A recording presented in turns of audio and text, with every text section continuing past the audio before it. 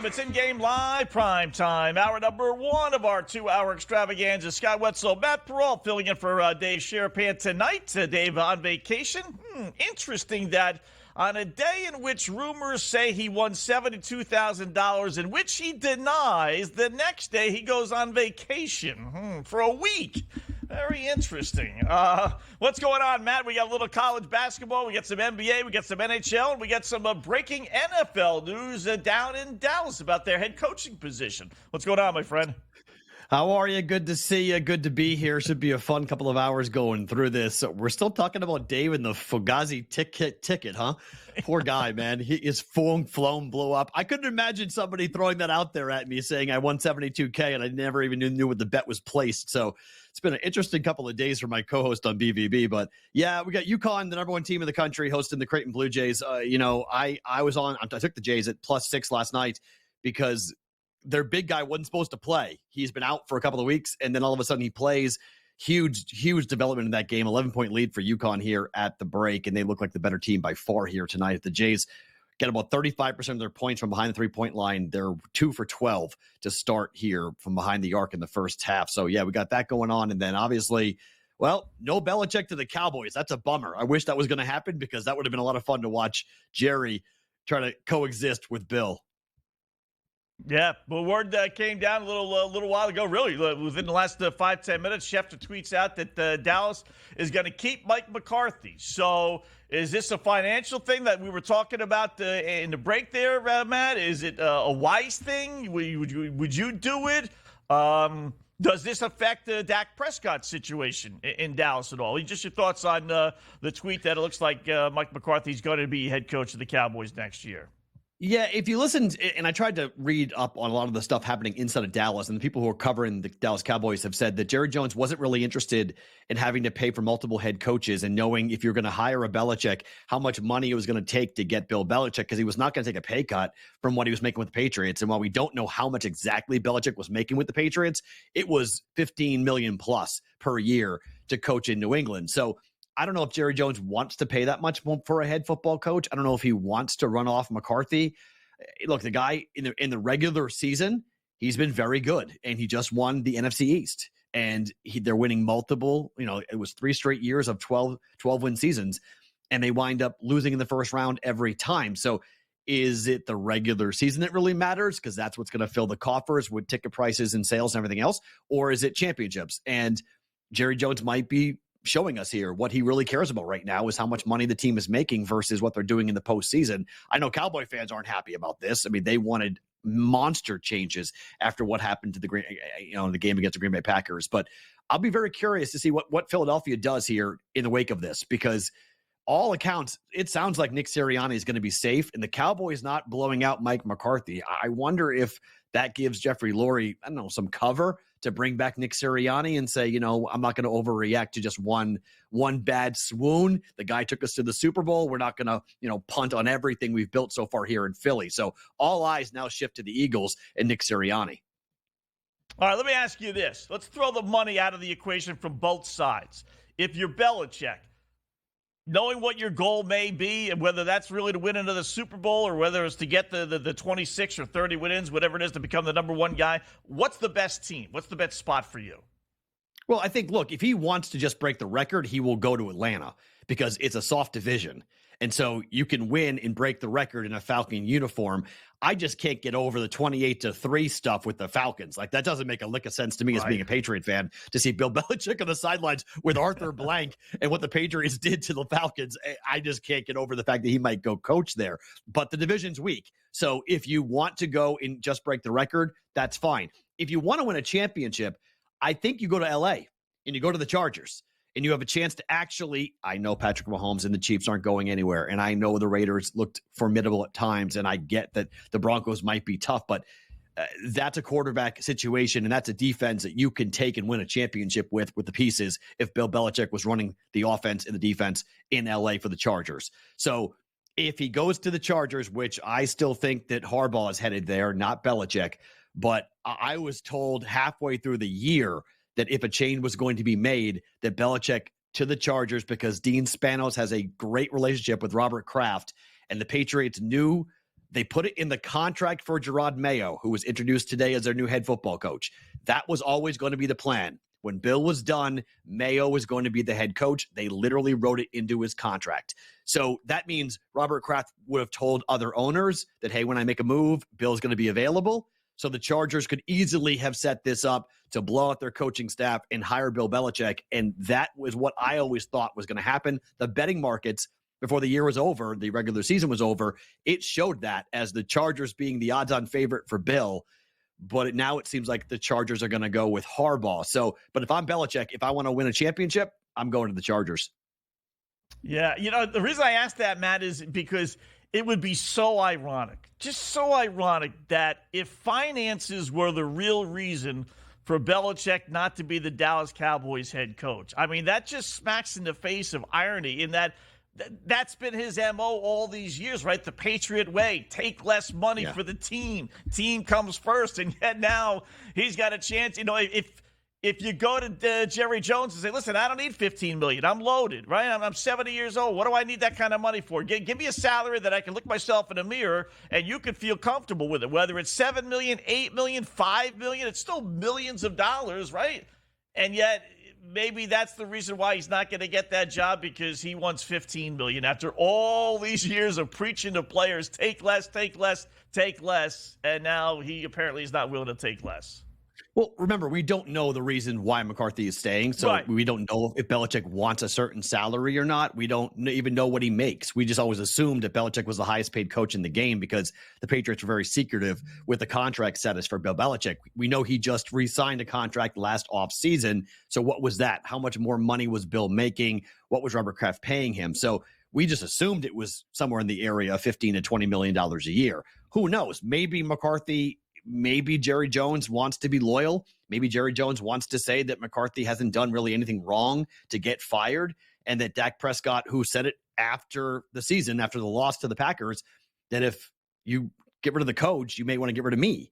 And we know what Dak Prescott has in Dallas with the relationship with the Cowboy fans and also with Jerry Jones. So you wonder how much of did Dak Prescott go sit on a table and say, Mark, do not fire Mike McCarthy, bring him back. So we'll find out the details, but I'm bummed because I wanted Bill in Dallas because I thought that would have been an awesome soap opera to watch. Yeah. And does that mean Dak's back? I talked about it with Joey. Me and Dave talked about it last night. He's got a $60 million cap hit, whether he's on or off the team. The only way they can avoid that is if they trade him, which I think they probably could do if they wanted to, Matt. And get what back for him with that contract? That's the problem, right? I'm sure somebody would take him and take the contract. Are you getting what, a second-round pick, third-round pick? What are you getting for Prescott? I don't know. It would be a hard sell. Get a first-rounder. I think we'll talk more when we come back. There's got to be a GM that would say, yeah, I'll give you a first-round pick, and I'll give him a 4-year, 5-year extension. We'll talk about it when we come back. In-game live, prime time.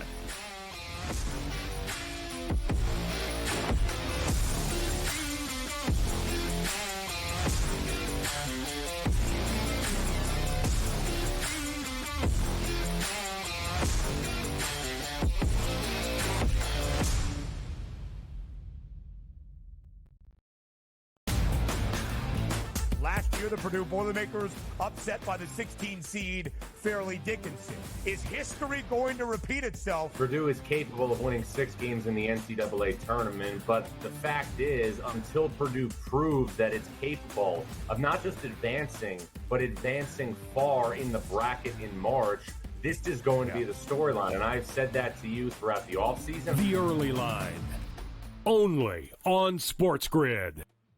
Quarterback at quarterback. We're going to lay some juice. We're going to have some dog prices. And we're going to go right in the middle. Because I don't know what they're doing. To me, they're in a complete rebuild, Kev. Go run, run, run. That's where overbackers on this 51.5 shot. Right now, he's a little bit more over money, but it's hovering right around. The winner of this game will be the division favorite. I don't care if they win because all we care about is the money, baby, the money. Pro Football Today. It's smarter to be on SportsGrid. The Bostonian versus the Book. This is one of the hardest jobs in all of football. You are replacing Bear Bryant. You are replacing Nick Saban. You are replacing guys who won national championships, and they still wanted him out. They still wanted him gone. Mike Shula, you're replacing him? A disaster. Dubas was a disaster. Gene Stallings. That's what I mean. They ran him out. He won a national championship, and they ran Gene Stallings out. The Bostonian versus the Book. Good move by the Clippers, and obviously, folks, they have Tyronn Lue, who I think is one of the best coaches in the league. And I'll say this right now, folks, the way they're playing, I know Minnesota's in first. I know Oklahoma City's been great. I know Denver's been fantastic. But the team I'm thinking right now that could actually come out of the West, if they stay healthy, and he keeps playing like that, it's Kawhi Leonard and the Clippers. Betting above the rim, only on SportsGrid. I really thought the Lions were going to blow out the Rams, and in the first half, I was like, all right, I got one right here on this one. And then the Lions, what happened, Jacob? They, stopped playing. The Lions' offense is more of a complete unit right now because they have a really strong run game, and I know Tampa's run defense is good too, but all they need is David Montgomery and Jameer Gibbs to do a little, and that'll open things up for Jared Goff. Newswire, only on SportsGrid. I am not a Cowboys fan. I did not have a Cowboys ticket on this game. I bet the over, but I'm frustrated watching this game. I'm frustrated seeing the Dallas Cowboys think that this is their optimal game plan. InGame Live, PrimeTime, only on SportsGrid. SportsGrid, the only streaming sports betting network. Tips, info, and insights to up your IQ. It's smarter to be on SportsGrid.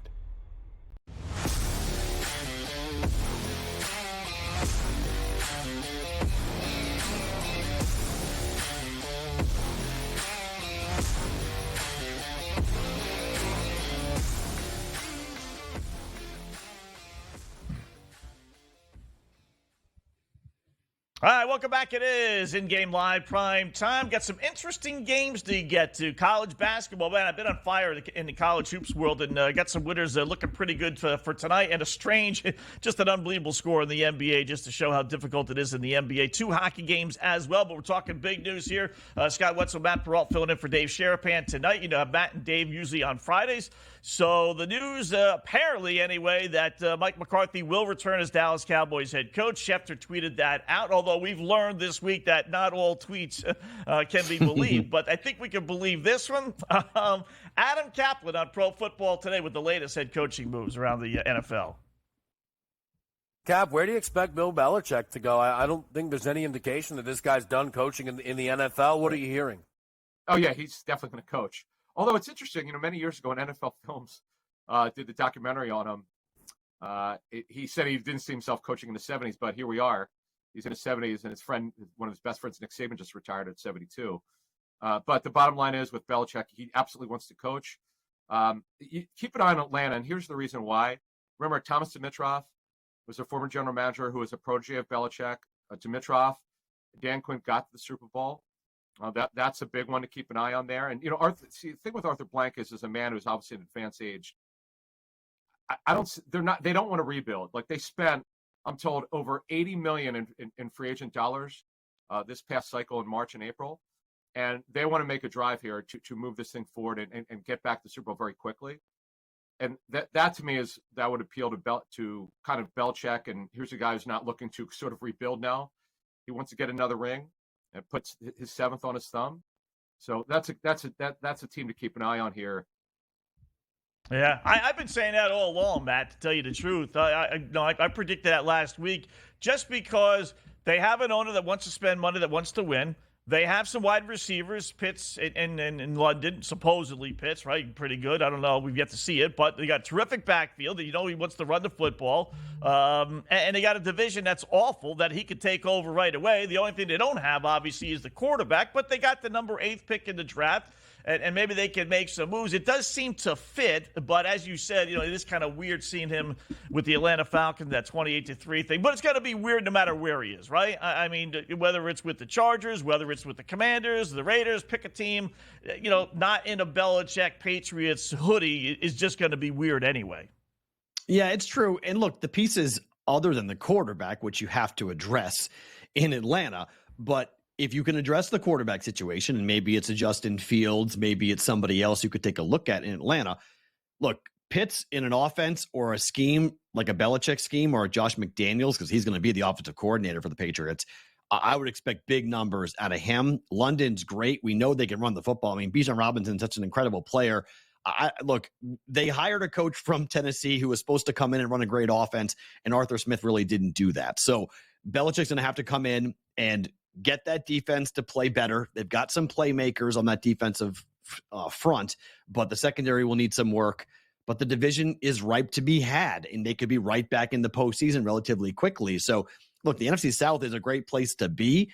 We'll see what the Tampa Bay Bucks do. Obviously, they got a big game coming up this weekend, and we'll see what they do with Baker Mayfield going forward. But I don't mind Bill going to Atlanta. I get why he would go to Atlanta. I like him out of the AFC, much like when Brady left the Patriots. Go out of the conference. You know, you're in the same time zone as New England, but you get yourself out of mind, out of sight, out of mind for people who might be asking you tough questions as to what the heck just happened and why did you leave and all the things that are going to come out. We already saw the hit piece come out on ESPN.com on, Belichick getting belittled by Robert Kraft allegedly during team meetings and interrupting him and just, talking down to him. Whether that happened or not, who knows? But, today, I don't know if you guys caught much of the press conference with Gerard Mayo, but I'm just not really comfortable with an owner being called Thunder over and over again by a head coach. That was probably the weirdest thing I've seen in a long time. So the Gerard Mayo regime for the Patriots, often kind of a weird spot here for him replacing Bill Belichick when he calls the owner Thunder over and over again. Matt, you're in Boston.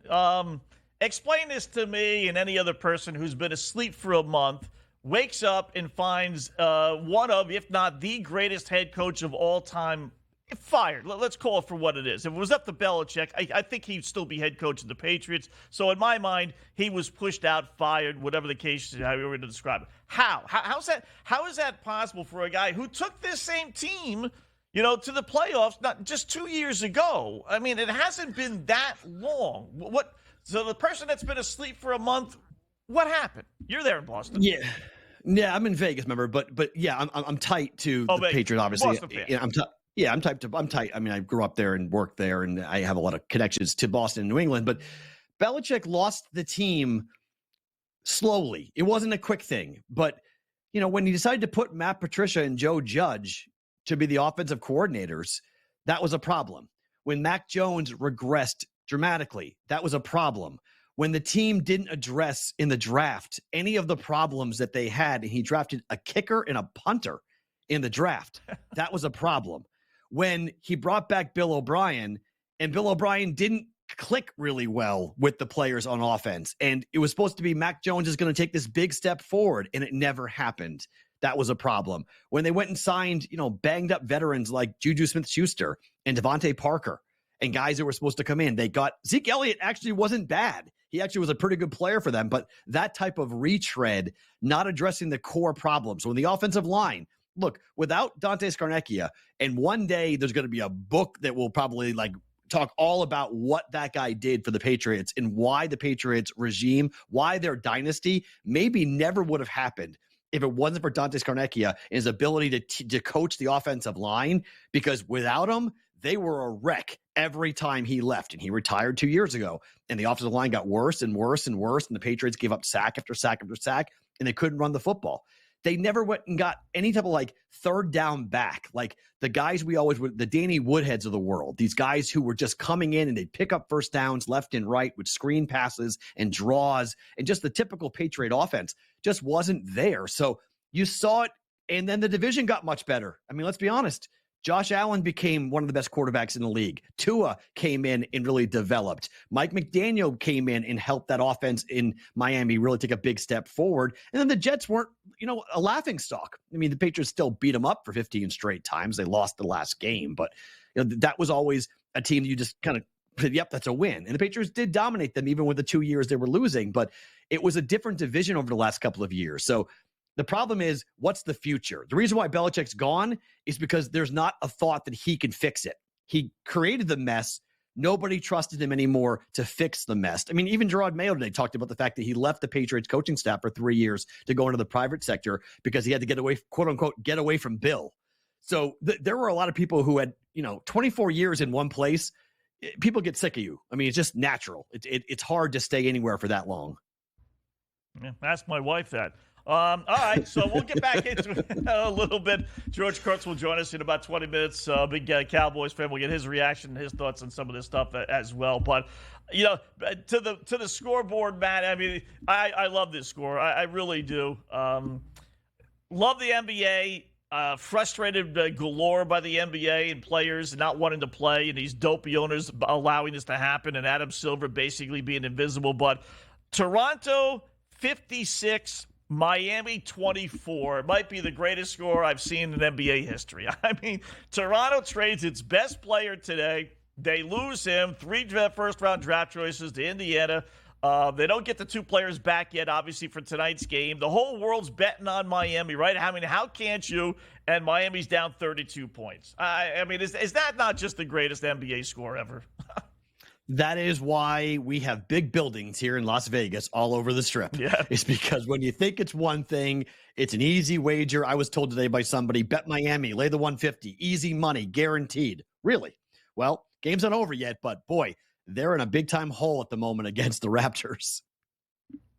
Classic. Just a classic opposite pick. It really, this is like the essence of opposite picks.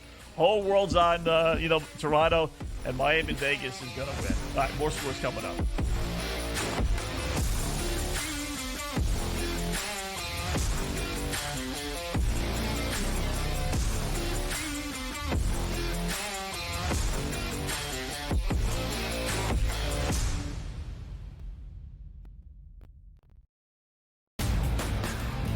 Last year, the Purdue Boilermakers upset by the 16 seed Fairleigh Dickinson. Is history going to repeat itself? Purdue is capable of winning 6 games in the NCAA tournament, but the fact is, until Purdue proves that it's capable of not just advancing, but advancing far in the bracket in March, this is going to be the storyline. And I've said that to you throughout the offseason. The early line, only on SportsGrid. Quarterback at quarterback. We're going to lay some juice. We're going to have some dog prices, and we're going to go right in the middle. Because I don't know what they're doing. To me, they're in a complete rebuild, Kev. Go run. That's where overbackers on this 51.5 shot. So right now he's a little bit more over money, but it's hovering right around. The winner of this game will be the division I don't favorite. care if they win, because all we care about is the money, baby. The money. Pro Football Today. It's smarter to be on SportsGrid. The Bostonian versus the Book. This is one of the hardest jobs in all of football. You are replacing Bear Bryant. You are replacing Nick Saban. You are replacing guys who won national championships, and they still wanted him out. They still wanted him gone. Mike Shula, you're Mike replacing Shula was him? a disaster. Dubos was a disaster. Gene Stallings. That's what I mean. They ran him out. He won a national championship, and they ran Gene Stallings out. The Bostonian versus the Book. Good move by the Clippers, and obviously, folks, they have Tyronn Lue, who I think is one of the best coaches in the league. And I'll say this right now, folks, the way they're playing, I know Minnesota's in first. I know Oklahoma City's been great. I know Denver's been fantastic. But the team I'm thinking right now that could actually come out of the West, if they stay healthy, and he keeps playing like that, it's Kawhi Leonard and the Clippers. Betting above the rim. Only on SportsGrid. I really thought the Lions were going to blow out the Rams. And in the first half, I was like, all right, I got one right here on this one. And then the Lions, what happened, Jacob? They stopped playing. The Lions offense is more of a complete unit right now because they have a really strong run game. And I know Tampa's run defense is good too, but all they need is David Montgomery and Jameer Gibbs to do a little, and that'll open things up for Jared Goff. Newswire. Only on SportsGrid.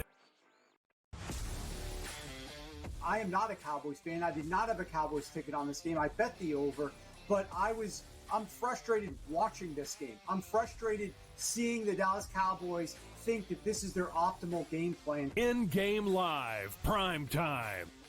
Only on SportsGrid. SportsGrid, the only streaming sports betting network. Tips, info, and insights to up your IQ. It's smarter to be on SportsGrid.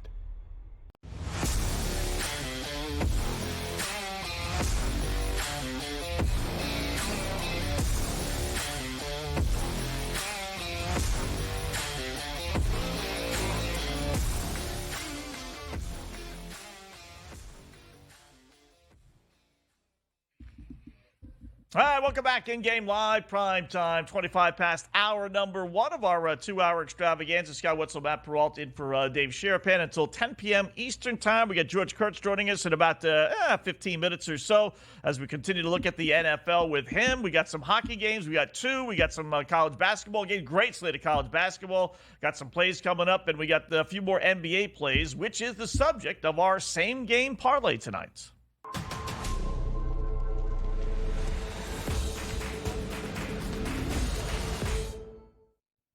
All right, we're going to use a 5-piece parlay here. We hit our one last night, oh, by the way. Thank you very much, with the Calgary Flames coming back. So, cha-ching, cha-ching. That paid about 4.5 to 1, Matt. So, got to flip over to the NBA since the two hockey games today all started already. So, NBA, we got Dallas at the L.A. Lakers. I'm going to grab the Mavs here to start our 5-leg parlay. We're going to grab the Mavs plus the 4. Won't get greedy. I think they do win. They play their best basketball on the road for whatever reason. Lakers do play their best at home. I'll grant you that, but I'll take the 4. Weird. I don't know what I'm missing here, but this is on national TV tonight. A Wednesday night. Why this week? I could see Martin Luther King Day, but I must be missing something. But anyway, it's on TV. I'm going to go with the over since it's on TV, so that means no defense and everyone wants to score. So over 244.5.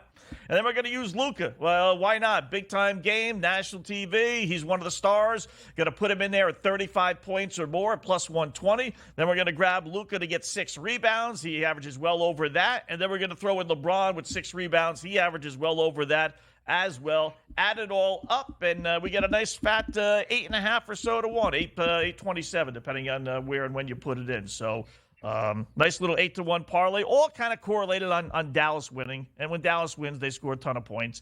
And when Dallas scores a ton of points, usually Luka's behind it all. So all kind of, it's one premise, Matt. And if it all comes through, you get 8 to 1 versus the plus 110 or whatever it would be with the Mavs if they recover. And look, fading the Lakers is not a bad idea. I mean, I don't hate fading the Lakers. It's just where they are right now. Call it a hangover after the in-season tournaments, whatever you want to call it, with why they've played so poorly down the stretch. But I don't hate it. It's just the NBA right now for me. I love it. I still bet NBA player props a lot, but betting sides and totals in the NBA right now is such a crapshoot, and it's such a roller coaster ride when you do end up betting it, because in-game betting seems to be the most logical way of approaching the NBA. Like take last night with OKC on national TV and Chet Holmgren. So many people went to that game to watch Chet and watch him play in person, and he was horrific. But OKC was down massive. They come all the way back. They get the game tied, and then they end up losing the game in the fourth quarter, and the Clippers still covered. So it's just like you could have bet inside. You could have gone back and forth on that game. You could have laid the Clippers, which I think it was 4.5 or 5 in-game, taking plus big on the OKC, come back and laid a short number with the Clippers and cleaned up. That seems to be the only way I can bet the NBA, is if I'm going to watch only one game and then in-game betting it, taking plus on both sides. Otherwise, it's just it's too volatile, man. It's such a difficult game to bet. Yeah. How about, would you take Miami, which is now down 34? I mean, Eric Spoelstra was a terrific head coach, right? I mean, how is his team down 34 to the Toronto Raptors? And they're only getting 23.5. I mean, they're basically begging to take Toronto here, right? But right. No, who wants to? Knowing it's the NBA and everyone makes a run. Let's just go over these scores for a second. Boston's up 70-45 at the break over the Spurs. Nice game. 70-40. The Cleveland Cavaliers are up 62-41 on the Bucks. And I believe Giannis is playing in that game, is he not? I'm pretty confident Giannis he's out. That's okay. the one. Yeah, that was the one. Okay. I'm thinking Luka, but it was Giannis that they said is out. Yeah. Okay, so Giannis is out. 72-39.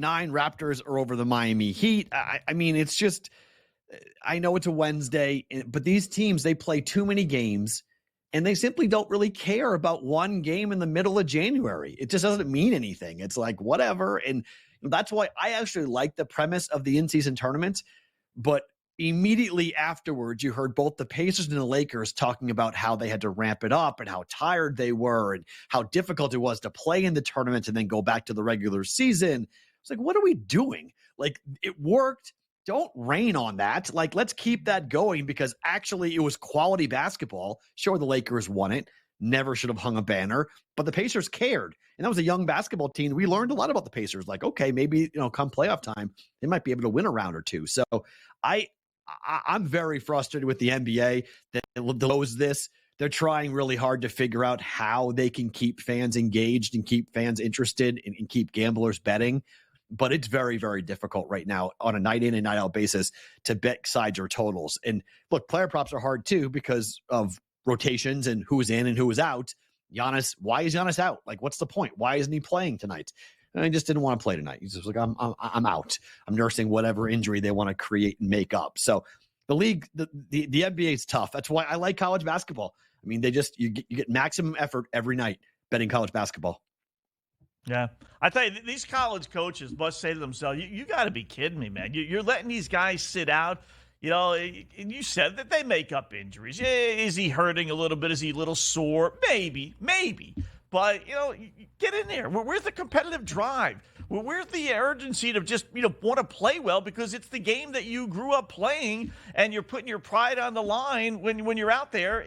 They don't care. I mean, the NBA is in a little bit of trouble. I won't say a lot of trouble, but the NBA is in a little bit of trouble because eventually people are going to stay away. And it's one of my all-time great conspiracies. When these star players sit out, they let these teams win. This way the fans can't complain. But eventually these teams are going to start losing and, there's just no reason to go to games anymore. And if that's the case, then that's when the NBA really gets in a lot of trouble. If I find out my guys aren't playing – and just the overall well-being of the NBA. Who wants to root for a league in which the players making literally 8-9 figures and they don't want to play? I mean, and there's Adam Silver doing really, to me, nothing about it. Right. That's a major problem. I don't see the league is it's so heavily based upon the major markets. So you look at the New Yorks, the Philadelphias, the Chicagos, the Los Angeleses, and fans are going to go because it's hard to get tickets. And so if there's ticket availability, there'll be fans to buy them up, to grab them because fans like to go to the games. It's the other markets. It's the New Orleanses of the world. It's the Atlantas of the world. It's the bad sports towns that I think the league has to be concerned about because then you start to see the league as a whole start to be dragged down. And look, Milwaukee is lucky to have Giannis. But if Giannis starts to opt out and stop playing as many games as he should, if he's playing in 65 games a year, it's like, look what happened last night. You had Jokic up against Embiid. That was amazing. That was so fun to watch. Those are the games the league needs more of on a night in and night out basis because fans, I was captivated by that. That was unbelievable watching those two guys go back and forth. And Embiid was incredible. And that was before after the game he said, or it was after he said before the game, I'm not playing for another MVP. I'm going to play when I'm ready and when I'm healthy. And if I'm not, I'm not. So I don't care who the opposing team is. If I'm in, I can. If I can't, I'm not going to play because we're trying to win a championship. So that was great. We need more games like that and less games like, Miami and the Raptors at the moment. Yeah. How about Dallas and the Lakers? What am I missing, Matt? Well, why is this a nationally televised game tonight on a Wednesday night? Because it's a major market. It's LA. I mean, it happened last night with the Clippers and OKC. I mean, that game was scheduled before they knew OKC was going to be good. OKC's been probably the most surprising team in the NBA at the moment, but people just want to watch the Lakers. It's LeBron. You put that brand name up. But it's ABC. This is not ESPN. I mean, they have a Wednesday night game. I mean, I'm always working with Dave, so maybe I missed it. But is Wednesday night? Yes, that started about 2 weeks ago. The NBA has. That is it's part of the new contract that they did with Disney to put games on ABC now, trying to, broaden the overall horizon of the NBA, trying to get it on broadcast television versus being on cable on a Wednesday night. So this has happened a couple of weeks in a row now and you're going to see more and more of these Wednesday games and the scheduling. You're going to see the big boys. You're going to see LeBron's. You're going to see the Knicks. You're going to see the Celtics. You're going to see, the Sixers. The big marquee teams are going to be playing on ABC because the league is trying to sell it to, the non-diehard sports fan who watches ESPN or TNT every night for the NBA. So I don't know. I mean, I'm with you. It looks weird. It's like, wait, what's going on?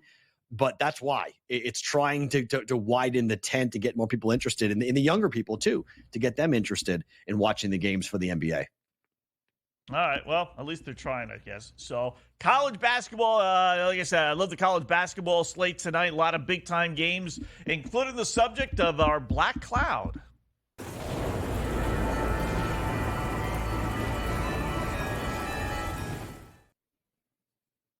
You know what? The Black Cloud came through it last night with the Edmonton Oilers. We did not break the Oilers' 10-game win streak. It didn't look good early, down 2-0, but thank you very much, Toronto Maple Leafs, as they blew that, and Edmonton ended up getting the empty netter, as a matter of fact, and even covered the goal and a half if you were laying the goal and a half. So it's been a little bit of a roll here. We've won both of these plays, and for those unfamiliar, this is the best play of the night, at least from 8 o'clock on, and a play that I'll put extra money down, and the boys in the podcast, I'll tell them to play this. So there's all this pressure, and there's like there's no way they can lose, and somehow or another they do. So tonight, we're going to go to college basketball. Houston at home against Texas Tech, over under 129.5. Houston's coming off not only one loss, but 2 losses. That doesn't happen. This Cougars team loses 3-4 games all year, let alone back-to-back. They're going to come out storming, and for them, that means playing defense. They're one of the best under teams in college basketball. No way does this game hit 130 points. Love the under Houston, Texas Tech.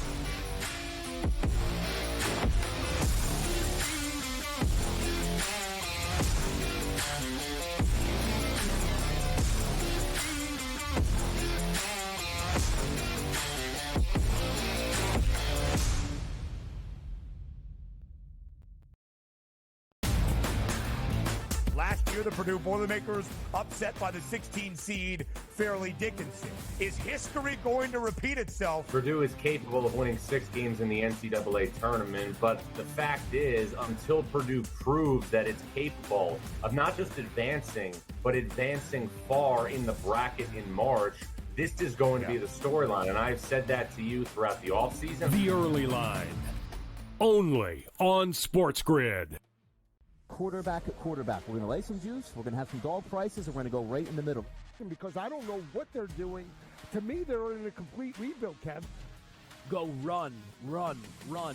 That's where overbackers on this 51.5 shot. Right now, he's a little bit more over money, but it's hovering right around. The winner of this game will be the division I don't favorite. care if they win because all we care about is the money, baby. The money. Pro Football Today. It's smarter to be on SportsGrid. The Bostonian versus the Book. This is one of the hardest jobs in all of football. You are replacing Bear Bryant. You are replacing Nick Saban. You are replacing guys who won national championships, and they still wanted them out. They still wanted them gone. Mike Shula, you're Mike Shula replacing was a him? disaster. Dubas was a disaster. Gene Stallings. That's what I mean. They ran him out. He won a national championship, and they ran Gene Stallings out. The Bostonian versus the Book. Good move by the Clippers, and obviously, folks, they have Tyronn Lue, who I think is one of the best coaches in the league. And I'll say this right now, folks, the way they're playing, I know Minnesota's in first. I know Oklahoma City's been great. I know Denver's been fantastic. But the team I'm thinking right now that could actually come out of the West, if they stay healthy, and he keeps playing like that, it's Kawhi Leonard and the Clippers. Betting above the rim. Only on SportsGrid. I really thought the Lions were going to blow out the Rams. And in the first half, I was like, all right, I got one right here on this one. And then the Lions, what happened, Jacob? They, stopped playing. The Lions offense is more of a complete unit right now because they have a really strong run game. And I know Tampa's run defense is good too, but all they need is David Montgomery and Jameer Gibbs to do a little, and that'll open things up for Jared Goff. Newswire. Only on SportsGrid. I am not a Cowboys fan. I did not have a Cowboys ticket on this game. I bet the over, but I'm frustrated watching this game. I'm frustrated seeing the Dallas Cowboys think that this is their optimal game plan. InGame Live, PrimeTime. Only on SportsGrid. SportsGrid, the only streaming sports betting network. Tips, info, and insights to up your IQ. It's smarter to be on SportsGrid.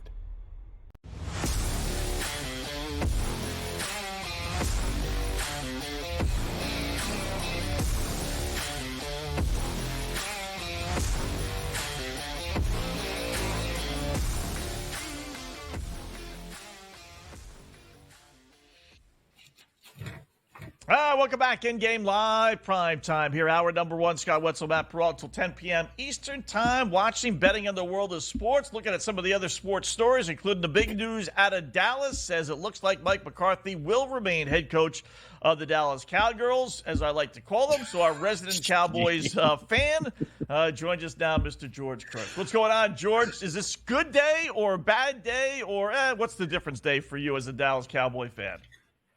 I think you just said it there. What changes, Scott? I mean, what changes here? I mean, I'm at dinner when I hear about this, right? And I see it on my phone. I'm like, and the first thing I'm thinking is, here we go. I'm going to love to see how Jerry Jones is going to try and spin this, right? How are you going to try and spin this? Oh, he's won 36 games the past 3 years. Can't fire somebody for that. Okay, but that's what Dallas always does. We know you're going to win in the regular season. I'm sure you'll win in the regular season next year. You think about it, right now the Cowboys probably are your odds-on favorite to win the NFC East. Right, Giants really aren't there. Commanders aren't there. The Eagles are in maybe more turmoil than the Cowboys right now. Kelsey just retired, and A.J. Brown is looking, he wants to be back there. So the Cowboys are probably your easy favorite to win the division. Yay. Been there, done that over and over and over again. So, but anybody who's surprised by this, by the way, are you not paying attention? Were you not watching the Cowboys when Jason Garrett was head coach year after year after year after year? I keep going on, and their record was much worse? No. All right, it's what Jerry does here. He wants a coach that he can control. He wants to be in the press conferences, with the little strings going, oh, Mike McCarthy, you can talk like this and do this, but I'm in charge here. I'm in charge. That's what he wants. All right, he wants to be involved in the meetings here, and he's got that with McCarthy. You and I talked last night, Scott, right? What'd you say? Well, they hired Bill Parcells. It's a different situation back then when they hired Parcells. They were terrible for a decade. You had the Dave Campos of the world coaching the team, and they were just awful. Quincy Carter was your quarterback. Chad Hutchinson, Ryan Leaf. I mean, go on and on and on and on about the guys they had there. The Cowboys are a good team. They choke in the playoffs, but they're a good team here. So he doesn't have to make the move. He doesn't have to. He can keep selling this. All right, so how am I feeling? Look, I know I sound angry, but I'd have been surprised if it wasn't McCarthy. It was never going to be Belichick, right? Belichick is never going to put up with Jimmy's crap. Never. Has way too much clout. He can demand whatever he wants. I was hoping maybe Vrabel, but even him probably has too much where he can go to other teams and get more here. So it was either going to be McCarthy or some other schlep. All right, maybe a Dan Quinn, once again, that he can control. And nothing would have changed here. Nothing's going to change with the Cowboys. Nothing will change with the Cowboys until Jerry is gone. And by the way, that assumes that Steven then won't take over the GM job. Yeah. Right. George, the way that the statement read from Jerry explaining why they're keeping Mike McCarthy was sort of, it's our fault, meaning everyone's, including ownership, but it's the players, it's the coaching staff, it's the front office, it's ownership, it's everyone's fault. Could Bill Belichick have gone there? Was Jerry Jones even willing to say, I want a ring so bad that I'm going to hand over full control to Bill Belichick, or can he just not deal with that and just be kind of a silent owner and be out of everything football operationally wise? When Jerry Jones tells you that he's doing everything he can to win a Super Bowl, he's lying. All right, because if he was doing everything he could, what did you just say, Matt? He would hire a real coach and stay out of it. Stay out of it and hire a real GM, right? And don't get me wrong, Jerry made some good moves last year, all right? Trading for Brandon Cooks, giving up a 6th-round pick, Gilmore a 5th-round pick, or whatever the picks were, or something like that, were very good moves. Those were two productive, useful players for the Cowboys. They were good moves. The Cowboys have generally been good in the draft. Now, that's not really Jerry Jones outside of the first round anyway. That's more Will McClay. I know last year's draft class looks like a bust. All right, Mozzie Smith, he was almost an unknown. They didn't know what they had in Ferguson until he drafted the tight end Schoonmaker, who's been a complete bust. That was sort of a desperate pick because all those good for tight ends went earlier in the first round before Dallas went here. But other than that, they've been good in the draft here. But he's not good at anything else. All right? He's desperate. It's been 29 years now. 29 years since the Cowboys won the Super Bowl.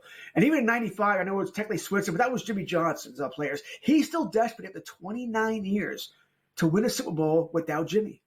That he can say he won it and no one can debate it. Right? Everyone, listen, we all know the 95 Cowboy team, that was Jimmy's team. That wasn't Switzer's team. It wasn't Jerry's team. It was Jimmy's team that won that Super Bowl. It's nagging him for 29 years. 29 years. All right, no. I don't think anybody was going there. I don't think Jerry was willing. If they were, instead of 12-5 the last 3 years, if they were 5-12, yes. Then I think he'd have no choice. He'd realize he has no choice but to give everything to Bill Belichick or to give everything to Jim Harbaugh or whatever. But he realized that he doesn't have to. He's 81 years old.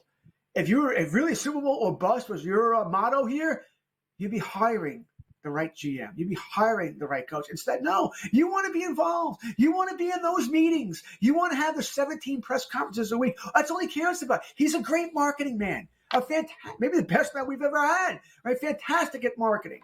And he's still great at it. All he cares is about those 89 microphones being in his face as many times as possible during the week. Do you honestly think Belichick was going to stand for that? Belichick, he's not telling you what the color of his socks are. More is that Jerry Jones is giving you he'll give you the nuclear codes. As long as you put a microphone in his face, he'll give you everything you want to know. All right, so the next question then is McCarthy and Dak Prescott joined at the hip, George? Yeah, I think this is, if you're getting one, you're getting the other. What would be the point of bringing McCarthy back if you're going to go with Trey Lance at quarterback, or you're going to sign Kirk Cousins or whatever you're going to do? Now I think they're bringing him back. They're running it back here. You almost have no choice. There's an article on CBS Sports Line. I forget by who, so I apologize, but that goes over why the Cowboys have to restructure Dak's contract. You just don't have a choice. If you're going to release him or trade him, that's a $60 million cap hit. And you got CeeDee Lamb you have to re-sign. You have Micah Parsons you have to re-sign. Those are mega, mega contracts. It's also why, the Cowboy team this year, probably the best team they're going to have for a couple of years, because you're not going to be able to bring in that Stephon Gilmore. Right? You're not going to be able to bring on Brandon Cooks because you're not going to have the money to do that. All right. Right now, the Cowboys, as it stands right now, right this second, are about $21 million over the cap. That's not terrible. And if you restructure Dak's contract or re-sign him to a longer deal here, that takes care of a 21. You'll be fine right there. But once again, how do you get Lamb done? How do you get Micah done? I think Dak's back. I don't think they have a choice. On the first, I think, Scott, I'm not a Dak guy. I think he's great during the regular season, great against the NFC East. He sucks against good teams outside of the NFC East.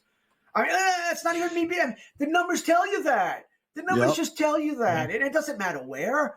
I mean, I was surprised they got shellacked by Green Bay. I thought they'd win the game. I thought this might be the year they would get to the NFC Championship game. Never thought they'd beat San Fran, but at least get there.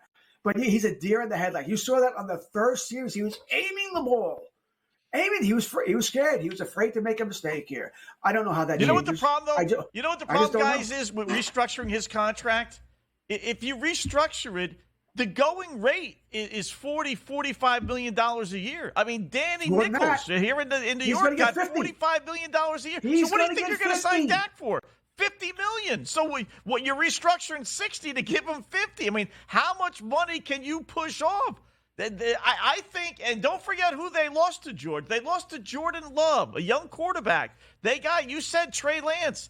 Maybe the regime says, you know what, this is the year we got to bite the bullet because we're going to bite the bullet some year. So we lost to Love. Let's create our Jordan Love and Trey Lance. I think they get rid of him. I could be wrong. I think they get rid of him. What do you think, Matt? I don't know. I think if you do that, why is McCarthy coming back?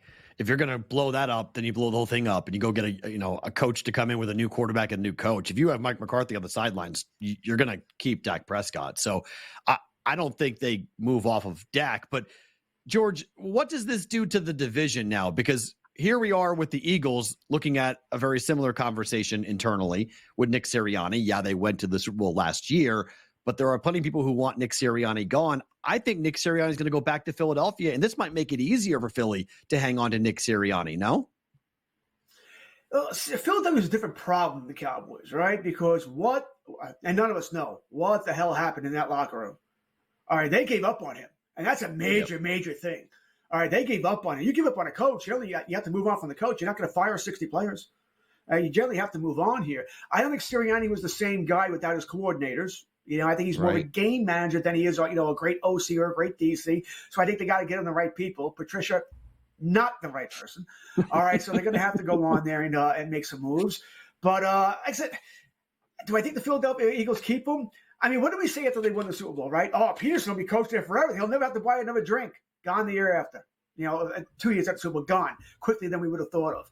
This wouldn't be unprecedented. It's happened 2 other times in the NFL where a Super Bowl winning coach was gone a year after winning it. So it wouldn't be a shock here. Boy, do I think the Dallas situation affects them? Yes and no. I don't think they're worried about McCarthy. They know McCarthy can't out-game plan you. But they have to know right now they have problems. And they got to do what's better for the long term. I don't think Howie Roseman is really all that worried about Dallas. He's worried about the overall stability of the Eagles franchise and getting to another Super Bowl here. You got Jalen Hurts. You still got good young talent here. But that team's not going to be the same. It's going to be a household changeovers there. Is Sirianni the guy to lead that? I'm the first person to tell you, the man won a Super Bowl. I don't know how you fired him after a year. I just don't know how. But this is the NFL. What did Jerry Glanville say back in the day? It's not for long. And I wouldn't be surprised. And if the issues in that clubhouse, the locker room, are worse than we think, and they just might be, then once again, maybe they don't have a choice but to move on. And they played Israel. They lost to the Chiefs. So it makes it a little easier, I think, for Jeffrey Lurie to say, hey, we went to that game, we lost. Like, great, we got there, but you got to win the game. You can't lose the game. You got to win the game. So that might make it a little easier if you're going to move off of Nick Sirianni. But you're right. I mean, it was a great comment that was said on the NFL Network by Scott Pioli, who said you have to have the answer, not externally, but internally, as to what the hell happened. Why did you fall apart? Until you can answer that question, you can't fire Nick Sirianni until you have the absolute answer as to why did you go and fall apart down the stretch where you won one football game and you were 10-1 at one point during the year. I don't know the answer to that. I mean, you made mention about what's going on with A.J. Brown. I mean, is Jalen Hurts back next year, regardless of what goes on with Nick Sirianni? Is there a market for Jalen Hurts to be traded in your mind? Oh, there'd be a market, but I don't think he's going to get traded. All right, because once again, the same thing you're going to ask about the Cowboys with Dak. All right, who's your quarterback? If you're moving on from Dak, if you're moving on from Hurts, who's your quarterback? And I'm assuming that Hurts isn't the problem, but the body language on Monday wasn't good. I mean, wow. I mean, and I'm not really big into that, but that looked bad. That just looked bad. All right, Hurts did call out his teammates, 3-4 weeks ago, Matt? He said that he backtracked it, of course, like they all do, but he called out his teammates there. So maybe he is part of the problem. Maybe someone else part of the problem. The bottom line is this. Who else going to get a quarterback there? So I don't see that happening. And by the way, one last thing on Cowboys, by the way. If you think Trey Lance is going to be the quarterback, Kyle Shanahan couldn't fix Trey Lance. Mike McCarthy's going to do that? No. That ain't happening either. 2 hockey games real quickly. Any thoughts? Florida leading Detroit 2-1. Montreal 2-0 over the Devils, both in the early third. Yeah, looks like I'm going to split it, right? It was on the Devils tonight. They just can't put it together for any length of time here. Florida, I think, might be the best team in the Eastern Conference, man. It's amazing for a team that I know they went to the Stanley Cup, and they squeaked in to get to the Stanley Cup last year. But Bobrovsky looks great. So Florida's a team we should be on much more often than we actually are. George, good job as always, my friend. Enjoy the day, and then we'll talk to you again when Dak Prescott gets a 5-year, $250 million extension. It's about what it's going to be. Yeah, that's about it, really.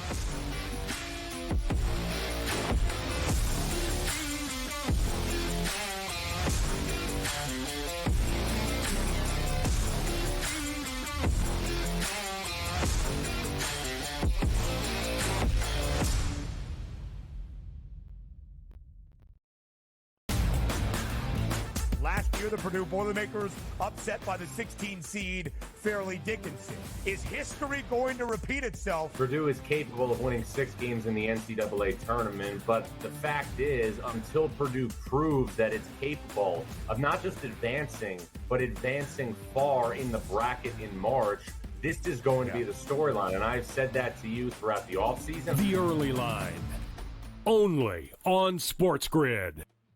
Quarterback at quarterback. We're going to lay some juice. We're going to have some dog prices. And we're going to go right in the middle.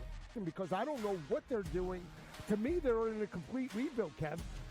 Go run. That's where overbackers on this 51.5 shot. So right now, he's a little bit more over money, but it's hovering right around. The winner of this game will be the division I don't care if they win, because all we care about is the money, baby. The money. Pro Football Today. It's smarter to be on SportsGrid. The Bostonian versus the Book. This is one of the hardest jobs in all of football. You are replacing Bear Bryant. You are replacing Nick Saban.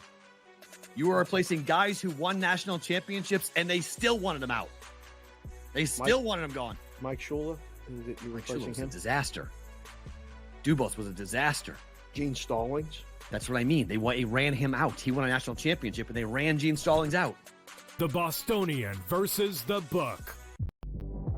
Good move by the Clippers, and obviously, folks, they have Tyronn Lue, who I think is one of the best coaches in the league. And I'll say this right now, folks, the way they're playing, I know Minnesota's in first. I know Oklahoma City's been great. I know Denver's been fantastic. But the team I'm thinking right now that could actually come out of the West, if they stay healthy, and he keeps playing like that, it's Kawhi Leonard and the Clippers. Betting above the rim. Only on SportsGrid. I really thought the Lions were going to blow out the Rams. And in the first half, I was like, all right, I got one right here on this one. And then the Lions, what happened, Jacob? They stopped playing. The Lions offense is more of a complete unit right now because they have a really strong run game. And I know Tampa's run defense is good too, but all they need is David Montgomery and Jahmyr Gibbs to do a little, and that'll open things up for Jared Goff. Newswire. Only on SportsGrid. I am not a Cowboys fan. I did not have a Cowboys ticket on this game. I bet the over, but I'm frustrated watching this game. I'm frustrated seeing the Dallas Cowboys think that this is their optimal game plan. InGame Live, PrimeTime. Only on SportsGrid. SportsGrid, the only streaming sports betting network. Tips, info, and insights to up your IQ. It's smarter to be on SportsGrid.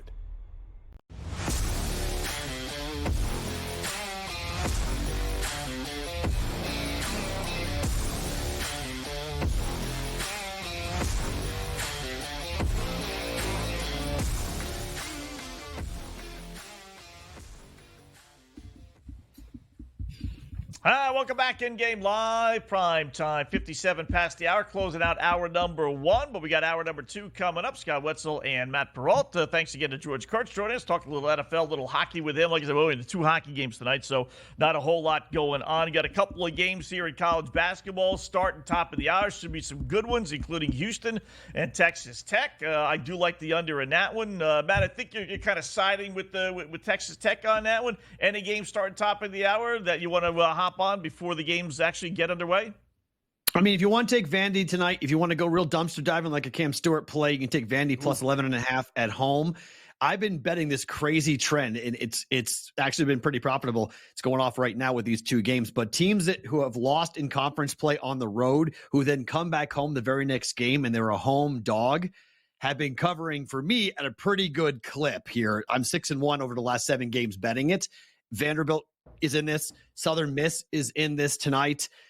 There's a couple other games. DePaul is going to start at the top of the hour. I'm on DePaul plus 9.5 up against Providence. It's been a crazy year for home dogs in college basketball in conference play. And while they may not be winning every game, last night, 3 games, they all won outright. Arkansas won outright last night. K-State won outright last night. Number 11, number 9, both went down. Could Vandy shock the world and beat Auburn? Probably not. But I really like home dogs right now in college basketball. If you can find games in which teams are catching, 5, 6, 7 points, it's not bad to jump on them.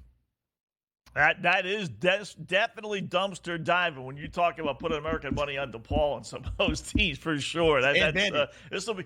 And what are your reason the system being so successful? Like that they get home when they're desperate to get a win?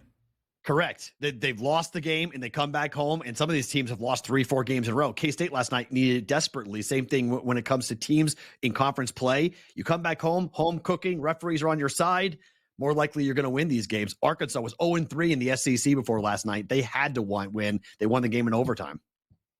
All right, that makes sense. I got to do something crazy, too. I'm going to put American money on Louisville and the over against North Carolina.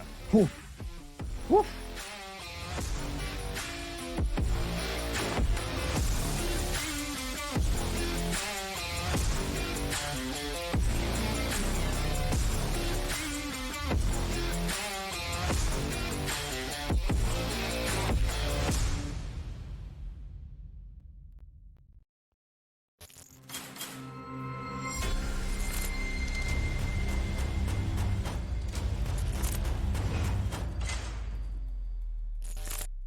smarter to be on SportsGrid.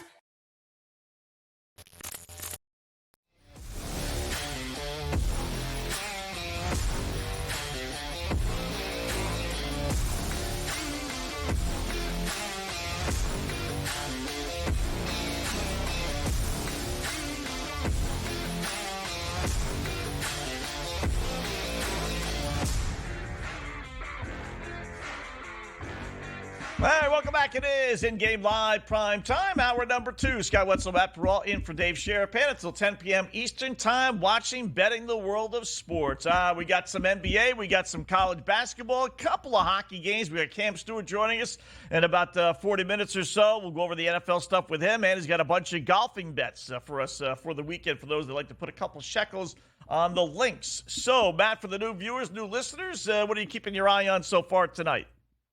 So I was on the Creighton Blue Jays tonight, but my gosh, they were ice cold from the three-point line. That is the most make or miss team in college basketball right now, and they missed a ton of threes. They got run off the court for UConn against UConn. So good win for the Huskies at Gamble Pavilion tonight. So I'm already 0-1, but I'm on plus 2.5 with Southern Miss at home against Arkansas State. I'm taking Vanderbilt at home against Auburn. It's plus 11.5 on that one, and I got DePaul at plus 9.5. At home in the Big East, the game that's going to tip off here at the top of the hour. I can't believe both these hockey games might go under tonight, which is somewhat stunning. Devils and the Canadians in the third right now, 2-1. I didn't bet any hockey tonight, but man, that was surprising. And when you have in Buffalo, when you snow out a hockey game between the Sabres and the Blackhawks, you know there's a lot of snow coming down in Buffalo. You're going to get 2 feet of snow, Scott. 2 feet.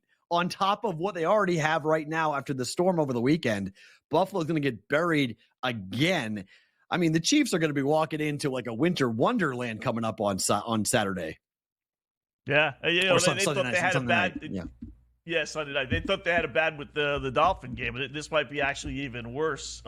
And don't get me started, Matt, on how Buffalo was building a new stadium, and yet it's not going to be a dome stadium. I don't understand how the multi-trillion-dollar operation – Wait. You would actually take away the number one home field advantage that Buffalo has? You'd put them in a dome? Why? Yes.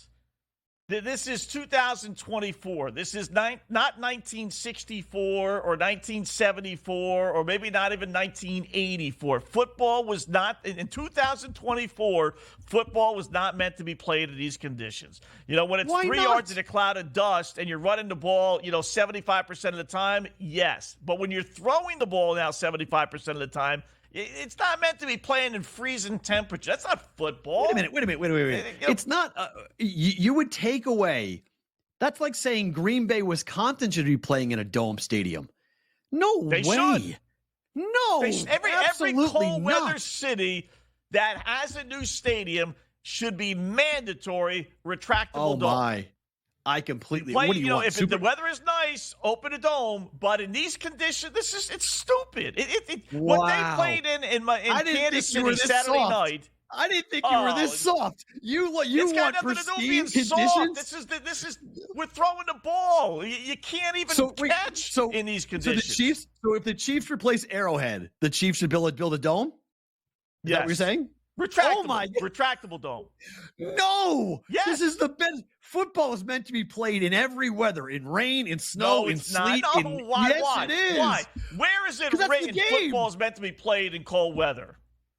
Football is meant to be played because of the Ice Bowl, and you got the Green Bay Packers and all the things that happened with them. I mean, the game's been built on this.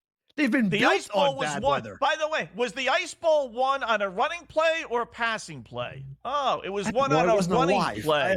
When Cowboys lost the next year, or was it the year before, they lost, same situation, on a passing play in frigid temperatures. You can't throw the ball when it's that cold. Because Buffalo is built to play warm weather football in cold weather, they should build a stadium for 30 years based upon Josh Allen, not based upon the football going back, because it always goes back. We're going to go back to smash mouth football at some point. We're going to go back to physical football at some point. Oh, I think we absolutely will.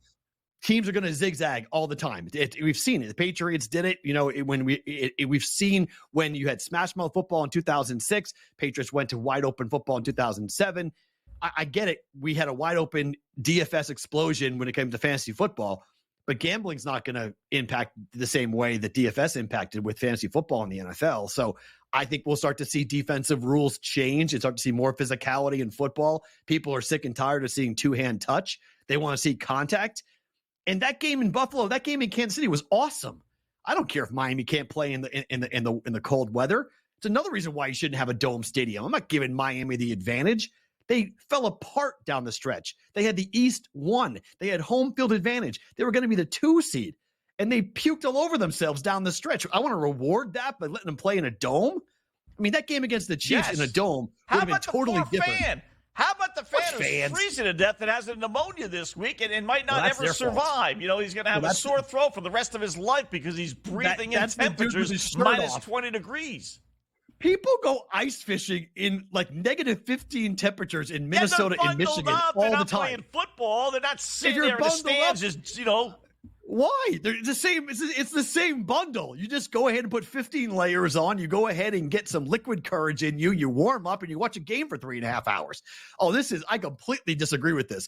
Football is meant to be played in bad weather. In January, football, playoff football, Steeler football, Patriot football, Giant football. This is what it's meant to be played with. The soft guys down where I live, like in Vegas or in Florida.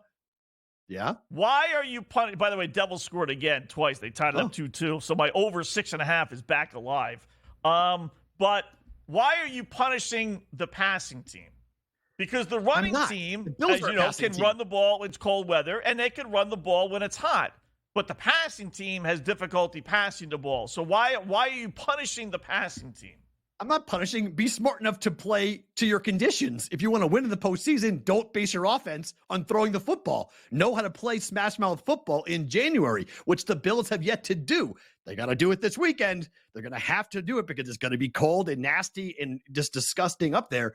I mean, the Chiefs' offense only scored 26 points, but Tua looked like he was throwing a bowling ball out there. He didn't know what to do.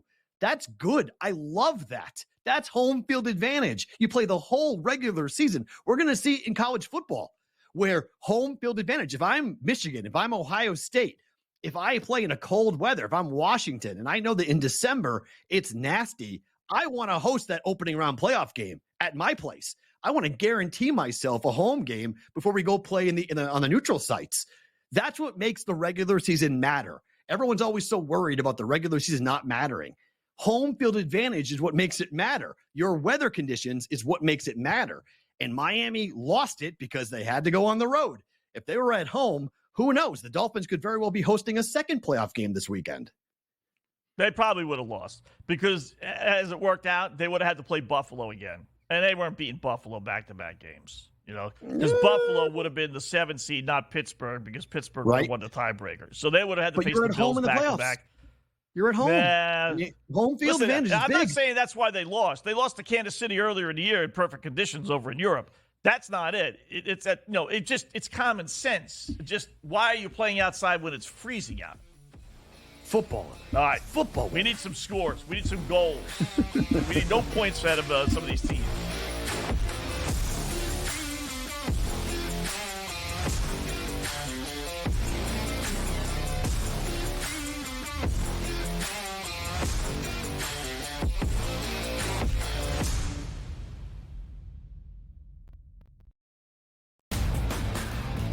Last year, the Purdue Boilermakers upset by the 16 seed Fairleigh Dickinson. Is history going to repeat itself? Purdue is capable of winning 6 games in the NCAA tournament, but the fact is, until Purdue proves that it's capable of not just advancing, but advancing far in the bracket in March, this is going to be the storyline. And I've said that to you throughout the offseason. The early line, only on SportsGrid. Quarterback at quarterback. We're going to lay some juice. We're going to have some dog prices, and we're going to go right in the middle. Because I don't know what they're doing. To me, they're in a complete rebuild, Kev.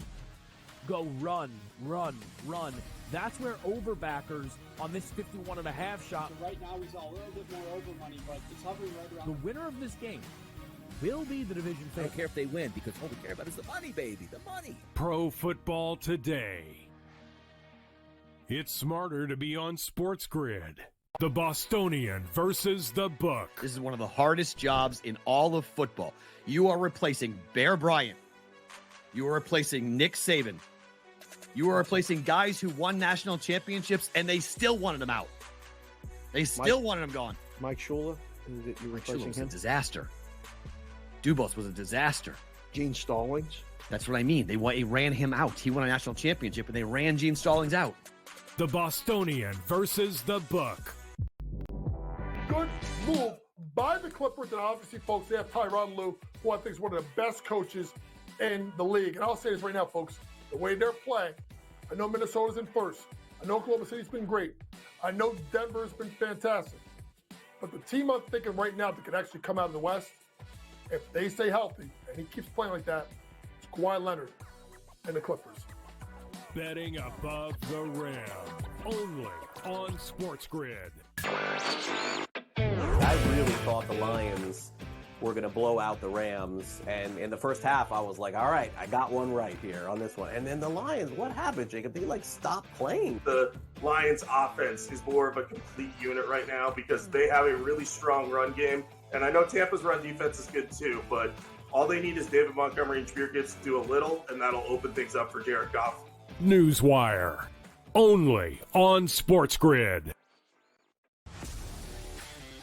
I am not a Cowboys fan. I did not have a Cowboys ticket on this game. I bet the over, but I'm frustrated watching this game. I'm frustrated seeing the Dallas Cowboys think that this is their optimal game plan. InGame Live, PrimeTime. Only on SportsGrid. SportsGrid, the only streaming sports betting network. Tips, info, and insights to up your IQ. It's smarter to be on SportsGrid.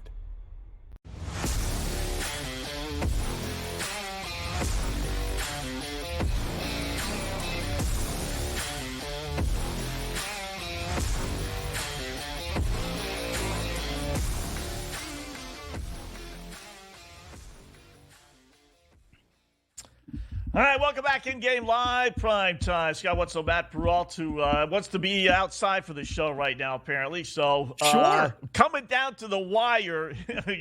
I got 23 seconds left. We're sitting on the under. Rutgers 144.5 against Nebraska. I never seen a Rutgers home game be so high. But Rutgers timeout. 23 seconds left, down one. As long as we don't get overtime, we should be okay. Let me ask you this, by the way, just real quickly before we move on. Playing outdoors in the frigid temperatures and the snow and everything is so great, how come they plow the field? Why don't they just keep the snow on the field? Part of the elements. There you go. Play in the snow. They're not allowed to plow the field. What are you talking about? They can't plow the field Of while the course game's they plow going the on. field. No, they don't. When the game's going on, they can't plow the field. No, they don't. They go ahead and brush off the yard markers so they know where the yard markers are. But they don't plow the field. No, that was the as a controversy. Patriot fan, you should see that. They Correct. Did, the field, Remember? there's 6 feet of snow outside, and the field the field on Sunday for the Bills game was perfect. It was perfectly. Of course, they plow the field. What are you talking about? No, they had a thing over. They had a tarp over it the entire time, and they have coils under the stain under the field that heat the field. So that's why that field was pristine for Buffalo, because they had a tarp over it, like your car. If you put a tarp over your car and then it snows, you just pull the tarp off of it and the car is clean. So that's why the field in Buffalo was perfect. And the heat underneath it, like in Kansas City, they had heated coils underneath to try to get the ground from freezing solid for the Chiefs. It was still really, really hard, but that's part of the fun of sports, playing outside. Like, I don't like the fact that we play a dome here. Why do they have the the Raiders. tarp? I mean, whether it's plowing or whatever, they're removing the snow. So why are they removing the snow? I don't know. Play in the snow. You want to play in the elements. I do want to play in the elements when the game's going on. I don't have any the same thing like with the tarp going over a baseball field when it rains overnight. Like, it's the same thing. I have no problem with the playing surface being protected when there's not a game going on. But when the game is going on, we're not changing anything. Well, yeah, of course. It's when the game's being played. That's what's called playing in the elements. It's not setting it up more difficult, trying to create a worse surface for anybody playing. Remember when in Pittsburgh, whatever it used to be Heinz Field, whatever they call it now, where the Pitt Panthers would play a football game the night before, and then the Steelers would play, and the grass would be chewed up like all heck? That was that was a home field advantage for the Steelers to have that because they knew the field. The opposing team did not. So those are all things that factor into the gamesmanship of sports. And I love this. I want the Raiders to play outside. I wish the Raiders had a retractable roof. SoFi in LA. Why is that a dome? Like, that's ridiculous. It's open air, but with a clear dome. You should play outside. Sports should be played outside as much as possible. Minneapolis, I would have played outside. I loved it when they played at the University of Minnesota for those 2 years before they built the dome for the Vikings. That was awesome. I think that's great. We should play outdoors as much as possible. I like domes once in a while, and retractable roofs for baseball I like because, well, they play so many games and rainouts can be a problem. But for football, no, play them outdoors. No dome. Buffalo absolutely should be keeping their home field advantage. Do not build a dome in Buffalo. Absolutely not. All right. Looks like the Teacups are going to beat the Pistons, 123-111. Some things never change. No line on that. Now, line was 12 at the beginning of the game, so we'll see if they actually get the cover on that. With this Detroit team, wow, just pathetic. Miami's made a little bit of a run, right? What were they down 34, we said before? Raptors up now 21 over the Miami Heat, 94-73 at the end of 3. So, might not be the worst thing in the world if you wanted some action. Taking Miami now plus the 16.5 because they're clearly making a little bit of a run, and maybe just the Toronto's coming back down to earth here a little bit. Did like the under in the Knicks game, Matt. It's on pace for an under, 74-62 late third, 209.5 is your total in that one. And then Boston's still up 22 against the Spurs. What a joke the Spurs are. That's really embarrassing. And then Cleveland's up 41 now against the Bucks without the Greek Freak, because they're really not Greek. 35.5. So Boston's going to improve to 20-0 straight up at home this year. Their all-time record is 40-1, set by multiple teams in the NBA for the best home mark in NBA history. Any shot Boston does it? Goes 41-0? No. Somewhere they'll stub their toe.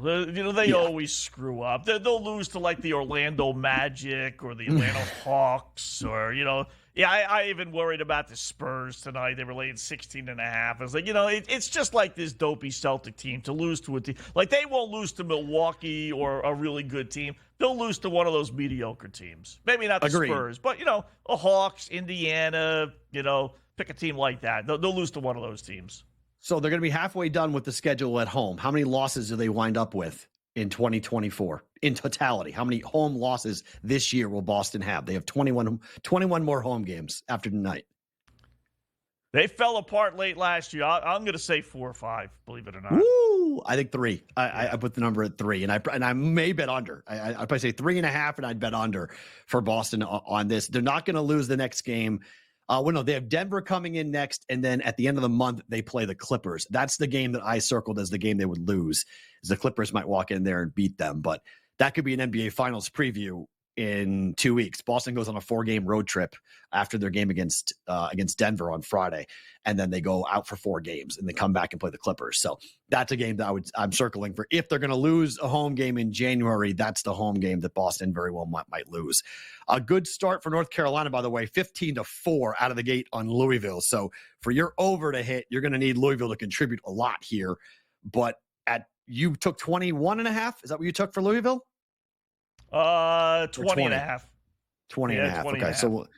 So we'll watch that one. Your under is off to a great start. It's 5-4 Texas Tech over Houston after 6 minutes of action. So that game is going to be a rock fight between Houston and Texas Tech. Vanderbilt, by the way, with 11 to play in the first half, Vandy is beating Auburn right now, 16-14. Wow. So I'm just telling you, this trend, there's something to this. It's not that hasn't cast yet. Weird. Okay, we're a ways away from this, but it's one of these weird things I stumbled upon where like I had bet it and it was 5-0 and I lost 3 bets doing it, and I was like, I was 2-3, and I'm like, man, there might be something to this. So I started betting on it.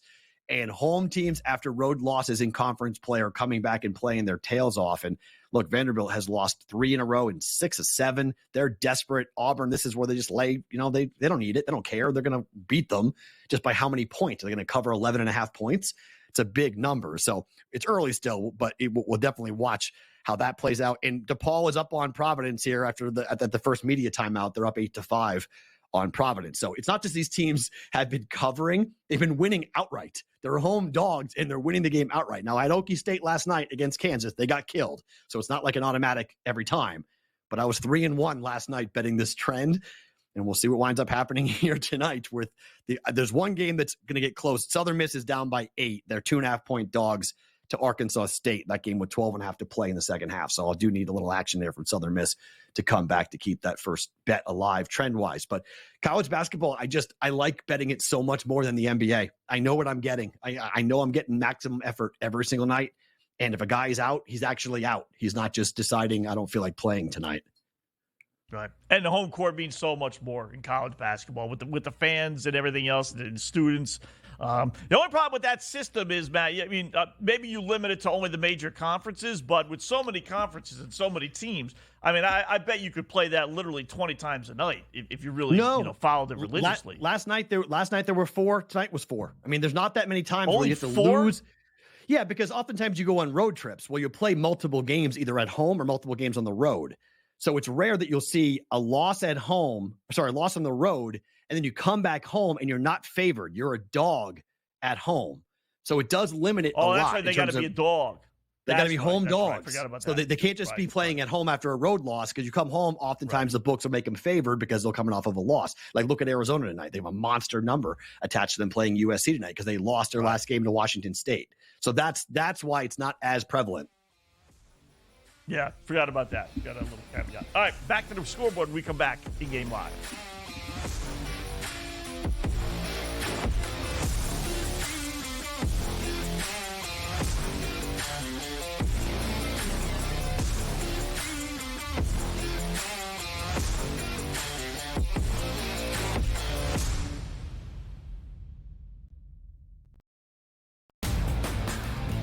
Last year, the Purdue Boilermakers upset by the 16 seed Fairleigh Dickinson. Is history going to repeat itself? Purdue is capable of winning 6 games in the NCAA tournament, but the fact is, until Purdue proves that it's capable of not just advancing, but advancing far in the bracket in March, this is going to be the storyline. And I've said that to you throughout the offseason. The early line, only on SportsGrid.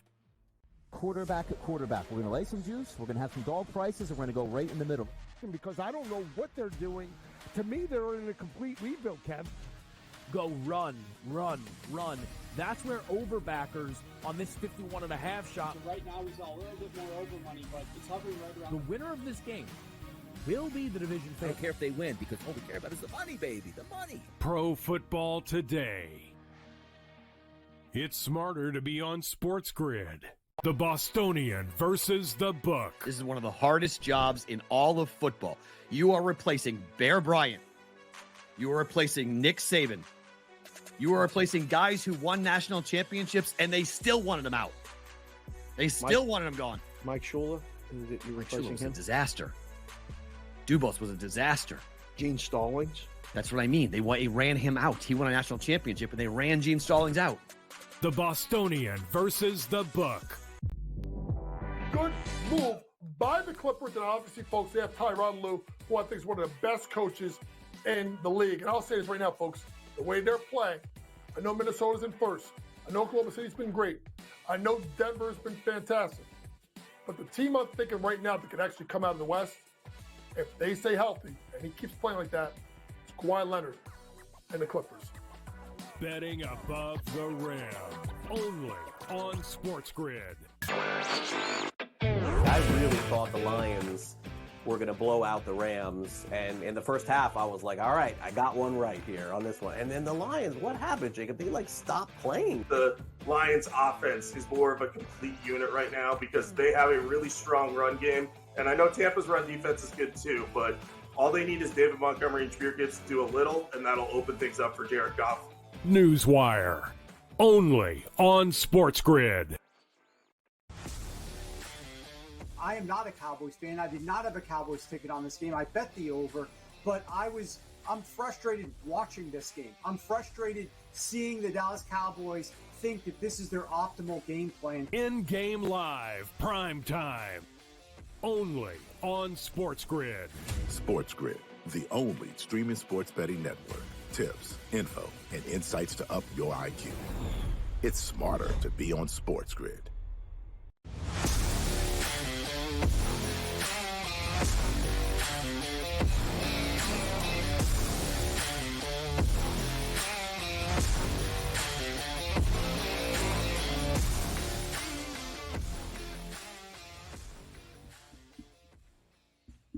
All right, welcome back in-game live, prime time here. Scott Wetzel and Matt Perrault watching the action. You know, I'm going to put, I know this is going to be crazy, but Miami's down to 16. I forget what it was. Well, now it's 19. They're down 104.85. I'm going to put $1 at 30 to 1 on the money line, Miami Heat. Thank you. So this might be the greatest comeback in the history of the NBA. But I just, I like putting money on teams that are making a little bit of a run, Matt, and they're making somewhat of a run. Rutgers went to overtime. Thank you very much. We were talking about that in a break, right? Kid hits both free throws, and the game goes under. Or if Nebraska can hit a bucket with 3.5 seconds left, the game goes under. But instead, they both miss, and the game's going to go over in overtime. I mean, it's sometimes it's not like whether you're smart or nothing. I often said that there's got to be a website, Matt, that, trying to get an edge over somebody else that will offer at least your money back if you lose an over bet, and because the game went to overtime. So if the game ends in regulation under, even though it went to over in overtime, you get your money back. Someone's going to do something. I think that's a pretty good, okay. Would you or just have all bets pay based for on insurance? regulation? Would you pay if insurance. I offered you if I offer you insurance, like at the blackjack table, if I say, okay, right, you can buy insurance where you get the bet back. If the game goes to overtime, you bet over. Game goes to overtime, you get your money back. You don't win, but you get your money back. Would you be okay with that? Like if you're laying $100 and I offer you 10%, you got to put $10 down, so it's 110 to bet it now versus betting 100. Would you do that? Right. That's a good price too. Percent. I think I would. Yeah. If it's a lower scoring game, like a Virginia game where I know it's going to be 50-50 and the chances of it going to overtime are a little bit more in a lower scoring game than a higher scoring game, yeah, I think I would. And I would just reason it off as, all right, instead of betting 100, I'd still lay the same 100, but I would just win less. So technically I'd be betting 90. Here's the extra $10. So I'm still betting my same 100 or one. We'll use 110. We'll just say, here's my same 110 to win 100. I'm just going to win 90 instead of 100. And if I win 90, then as I always say, you know what? If I start my sentence with I only won, then it's a pretty good sentence. I would do that. Yeah, fair. I would. Fair. No, I like that idea. I'm surprised no one's done that yet. In terms of, it must be just something either with the software or, they give the money back when a player goes out on player props on a case-by-case basis. And half the time it's based upon just the marketing dollars. If it's a high-profile player, they can refund it because it'll get retweeted and people will talk about it. It becomes a marketing spend for the refund they give to gamblers.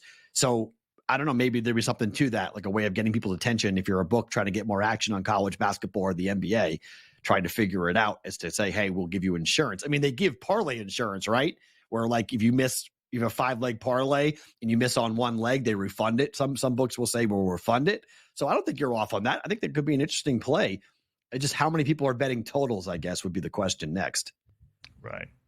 Because there's nothing more fresh. Like the goal of the book should be limit the frustration, right? You're going to win, you're going to lose in gambling. If you don't think you're going to lose sometime, then you shouldn't be gambling, right? Yeah, you want to avoid that bad beat, that frustrating feeling, which is why they offer you refunds a lot of times on these bad beats, because they don't want you to walk away saying you were unhappy. They want you to walk away saying, all right, you lost money, but you had a good time, had some entertainment, blah, blah, blah, blah. So there's nothing worse in a basketball game, betting it under, and it's going to be a winner, but the dopey thing goes to overtime and you lose. So I think that would be when you look for strategic moves to kind of increase the satisfaction of the customer, I think that would be it. Not to mention, you'd make no doubt the book would make a lot of money with people betting the yes and offer up an extra $10, 10%. Right. That's where that's the incentive for the book to offer it, because how many times does it actually go to overtime? They would know the math on that as to how many times a game goes overtime based upon like a 30 or 40 game stretch in college basketball. How many OTs do we end up actually getting? So it could be a net profit for the books. Even if a game does go to overtime, you can still end up making money off of the other games that did not go to overtime. So it's an interesting look. Right. I think one thing that people, it's an interesting idea though, that you say that, the book can't, we should be worried about people walking away frustrated, because it's a big argument here in Vegas versus the East Coast books, because that's the East Coast books mentality. They don't want people walking away frustrated. The books here in Vegas don't care. Like their angle is tough. Like they simply have no sympathy. Too bad. There is no crying in your cereal. Nobody gives two bleeps. If you walk away, you walk up to the counter and you go, "Oh, that was a BS call. Come on." Like the bookmakers here will literally laugh in your face and go, "Dude, did you win the bet? Yes or no?" On the East Coast, they're concerned about that customer. Here in Vegas, we don't care. Like it's such a different approach to customer relations.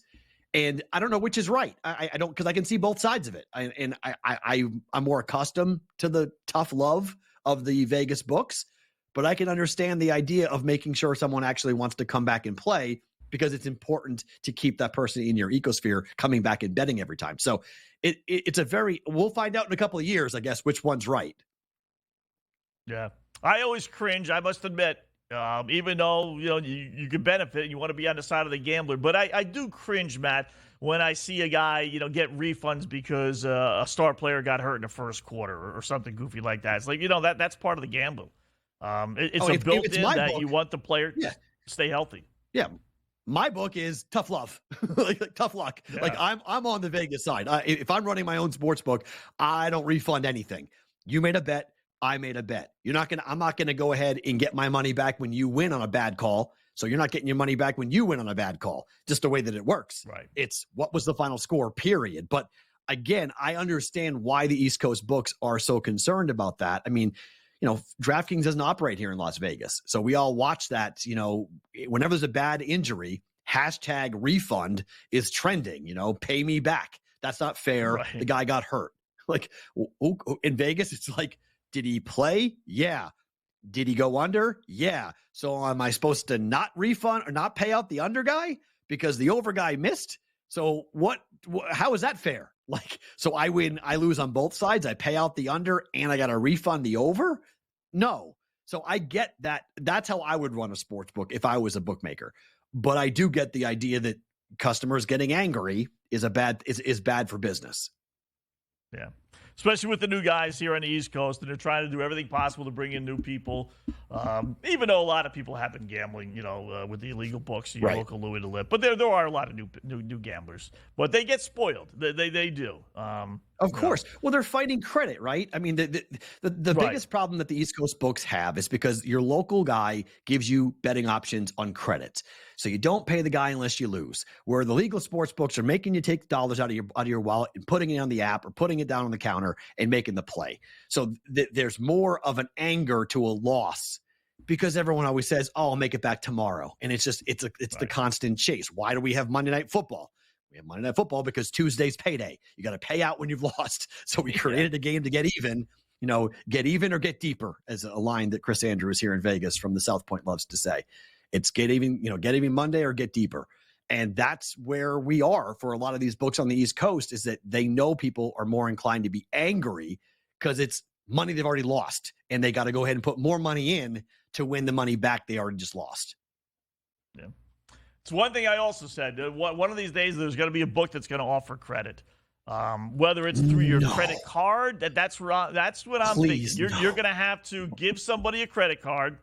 They're going to have access, pick a number, whatever your settlement figure is. We'll just say $1,000, and they have the access to put $1,000 on your credit card once you ring up $1,000. When you settle things.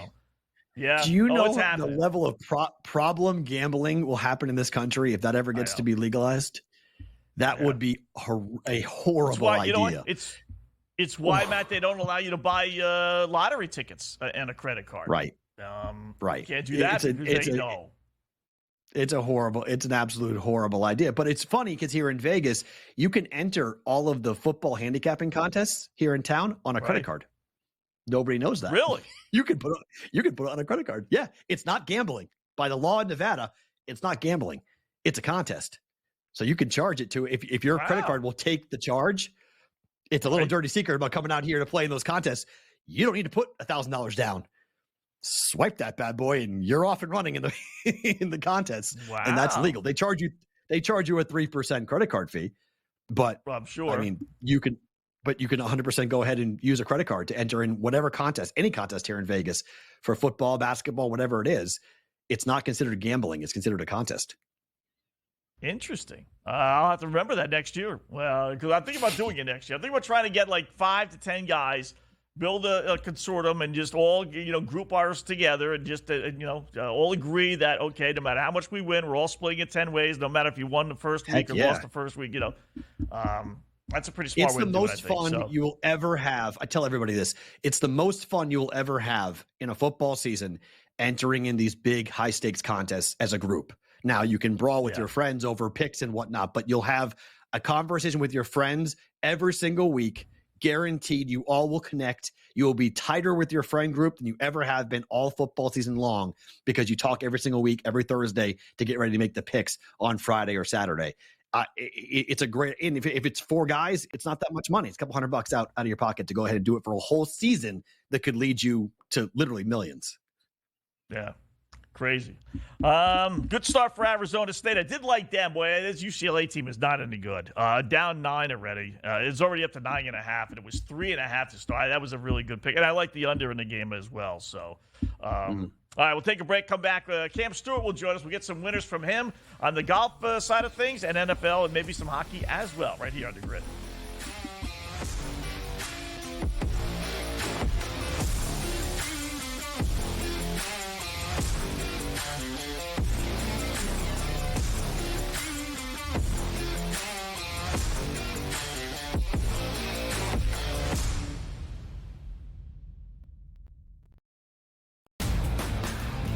Last year, the Purdue Boilermakers upset by the 16 seed Fairleigh Dickinson.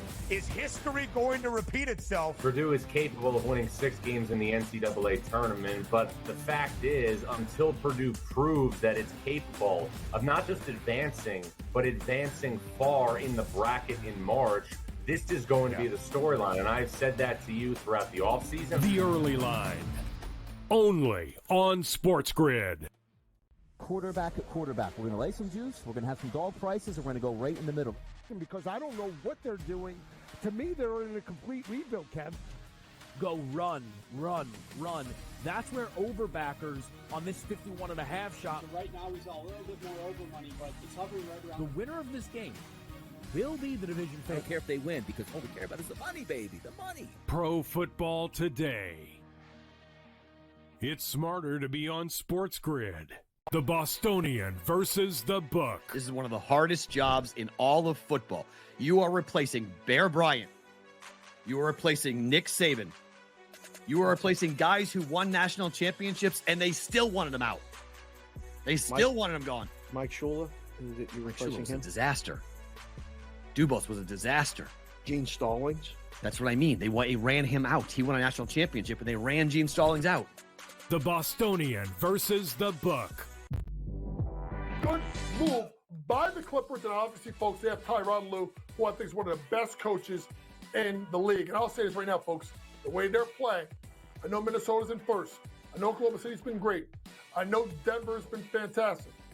But the team I'm thinking right now that could actually come out of the West, if they stay healthy, and he keeps playing like that, it's Kawhi Leonard and the Clippers. Betting above the rim. Only on SportsGrid.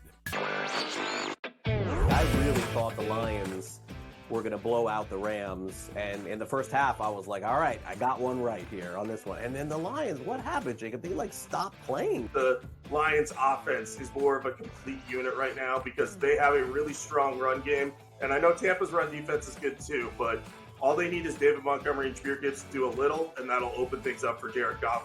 Newswire. Only on SportsGrid. I am not a Cowboys fan. I did not have a Cowboys ticket on this game. I bet the over, but I'm frustrated watching this game. I'm frustrated seeing the Dallas Cowboys think that this is their optimal game plan. InGame Live, PrimeTime. only on SportsGrid. SportsGrid, the only streaming sports betting network. Tips, info, and insights to up your IQ. It's smarter to be on SportsGrid.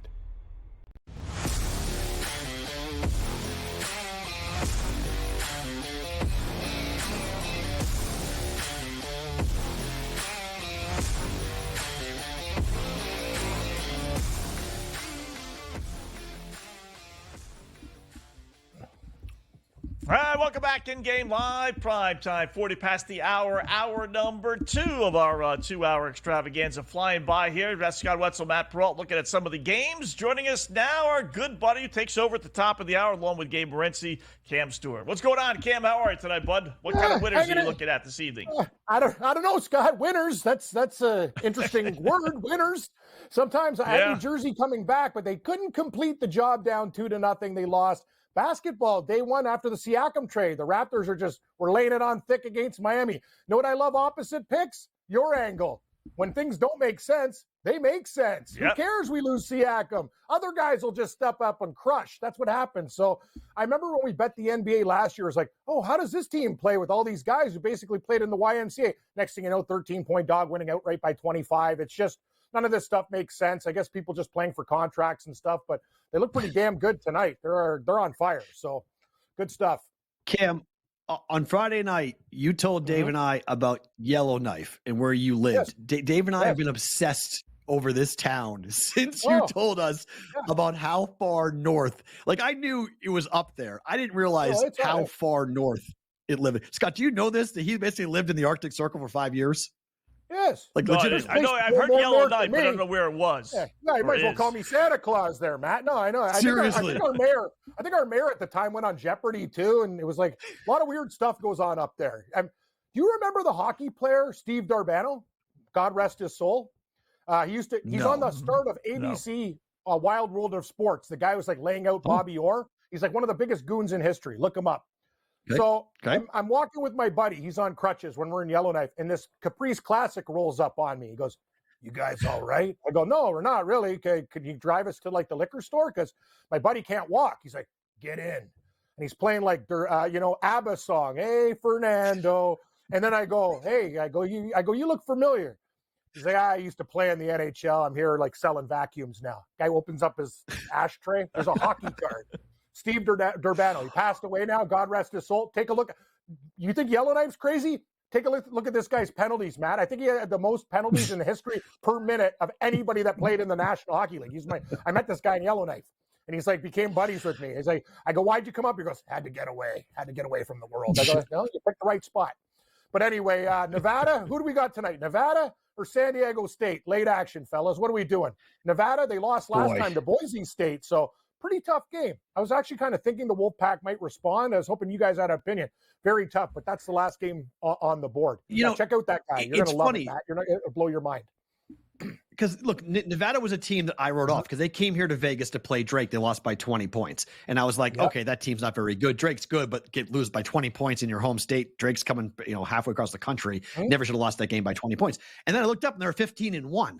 And I was like, where did this come from? Because they were a 7 seed. People were doing bracketology. They had Nevada as a 7 seed. And I was like, wait a minute, what? So then I went and started watching them, and now they're losing again. So I don't know. Maybe it's me when I pay attention to Nevada. They wind up losing. But I don't mind Nevada tonight. It's a relatively short number. They need to bounce back in the Mountain West Conference tonight. So Boise lost to UNLV last night. So it's kind of a topsy-turvy year in the Mountain West Conference. And I'm with you. I like Nevada tonight. Yeah, I think Nevada. Yeah, me too. I actually had them the other day. You like I had Nevada? them against Boise State. Yeah, I had them the other day. They lost. Nice. I watched the end of the game. Nevada, Boise played really well that game. So I hopped on them again today. I actually think it's a pretty big number. All these teams in the Mountain West, it's kind of like football, Cam. The Mountain West gets no credit, but you watch these games, and they're all pretty good games. And same thing with the basketball team. Every time I turn around, a team is like 15-2. Whether it's Utah State or Boise State or San Diego State, Nevada, they're all 15-2. So give it 6.5 points even on the road.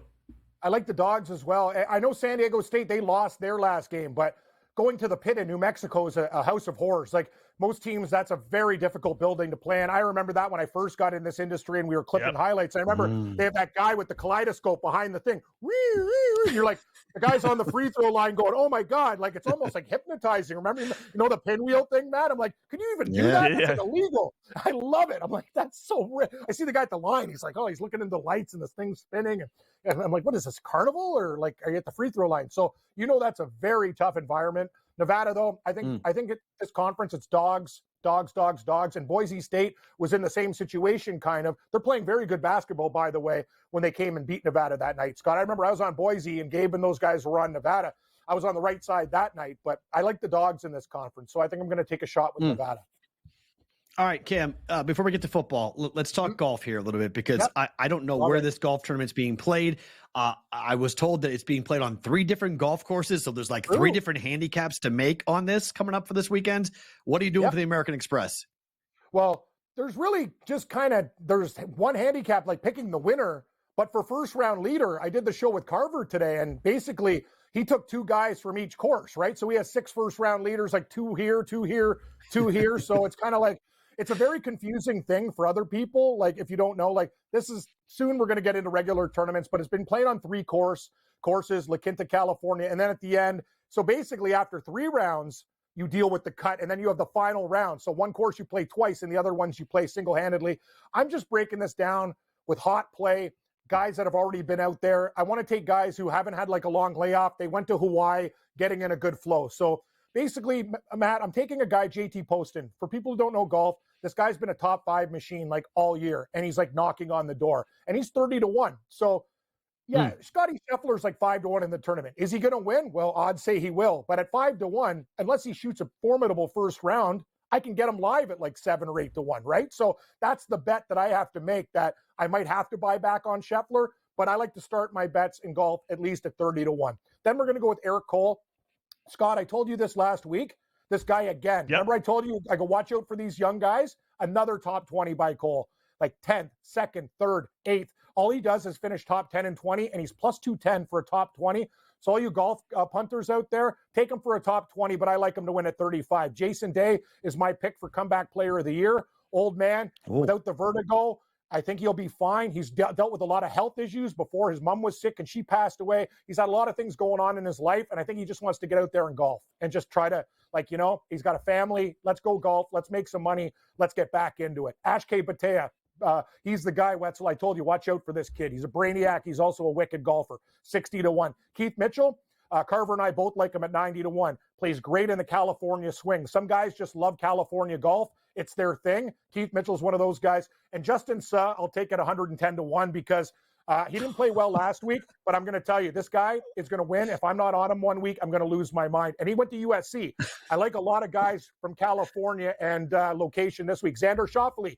Can you guess the school? They're playing in basketball tonight. He's a San Diego State Aztec, 3rd last year in this tournament, plus 140 for a top 10. I told you I love Cole and all these other guys. Tony Finau for another top 20, I think is going to be very, very dangerous. Tony Finau is great.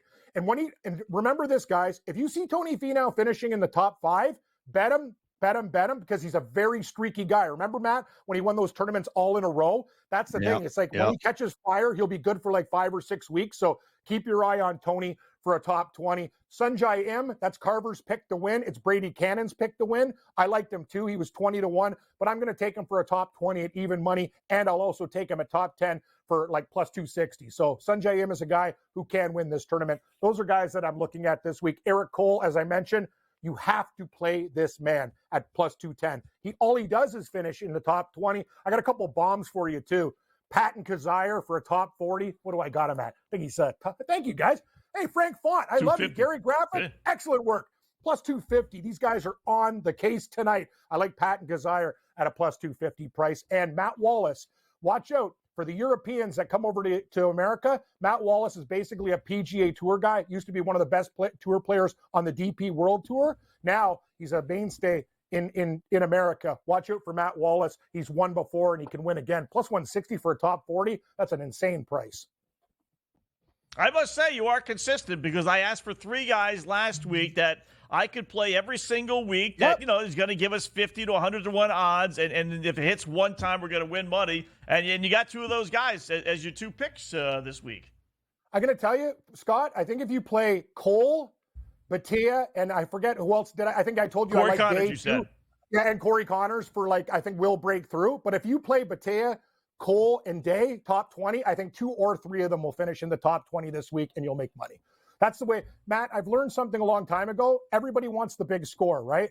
And my late great friend Brian Blessing, God rest his soul, told me a lot of the time. That's why we have to have matchup bets, top 10s, top 20s. We have to diversify the portfolio because in golf, 160 guys are teeing it up and only one guy wins. So I put more units on the top 10s, the top 20s, and the matchups.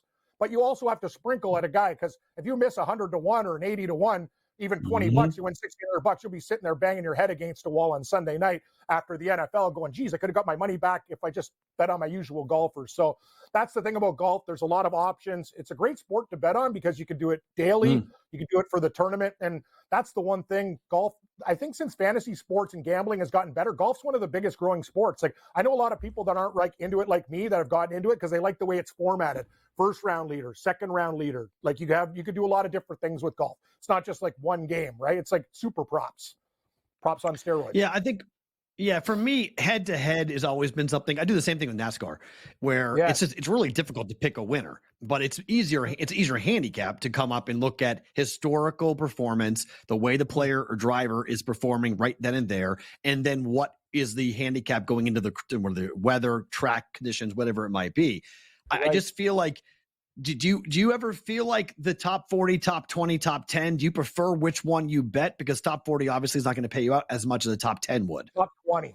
Because top 20 to me, your guy, there's nothing worse because it's nice to get a guy like plus 300 or plus 4 to 1.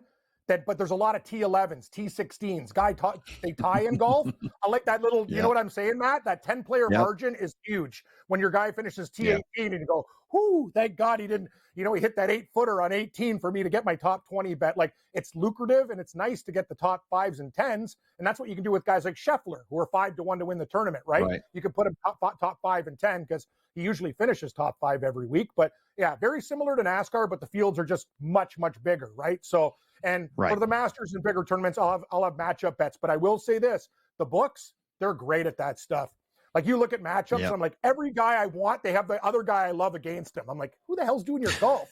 They got guys, it's like every time I want a matchup guy, I'm like, no, you're playing my guy. You're playing my guy. It's like, it's the worst. These guys are really, really good at it. So I got to give the books and their golf crew a lot of credit because the matchups are tough. In dead heat rules, you have to pay attention with your house rules because of the fact that if you do tie for 10, instead of getting paid at your top 10, top 20, top 40, whatever you get in on the tie, it's rather crappy when you realize your payout you could lose money on a top 20 with dead heat rules. On golf, though, they have rules, though, for that stuff. If you finish inside T10 or better, you're in. That's why I think a lot of the time they used to have different rules, but they've raised the bar for it because that's the thing, Matt. You're right. I remember I've lost like that before and I absolutely snapped and I went up to the sports book. We're done. I bet so much golf. I can't have you. It's like me going to the supermarket and paying $30 for a steak. At the other place, it was $12. I'm like, why am I shopping here? It was just, you don't have what I need. So that's the way I look. You're right. House rules are very, very important, especially for the Bills game. When it got postponed, a lot of people's bets, you had to go redo them. Other books kept your parlays and teasers and everything else. So you got to shop around and know what you're dealing with, or else, you can be in big trouble. That's for sure. All right, Cam, great job. Top of the hour. You and Gabe will take the picks over the next 3 right here on the grid. As always, Cam, great job, and we'll talk to you next week. Good luck with the bets. You got it.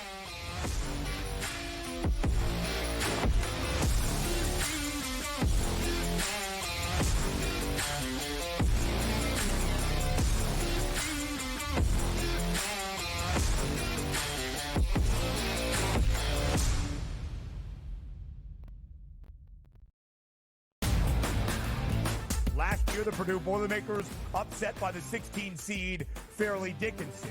Is history going to repeat itself? Purdue is capable of winning 6 games in the NCAA tournament, but the fact is, until Purdue proves that it's capable of not just advancing, but advancing far in the bracket in March, this is going to be the storyline. And I've said that to you throughout the offseason. The early line.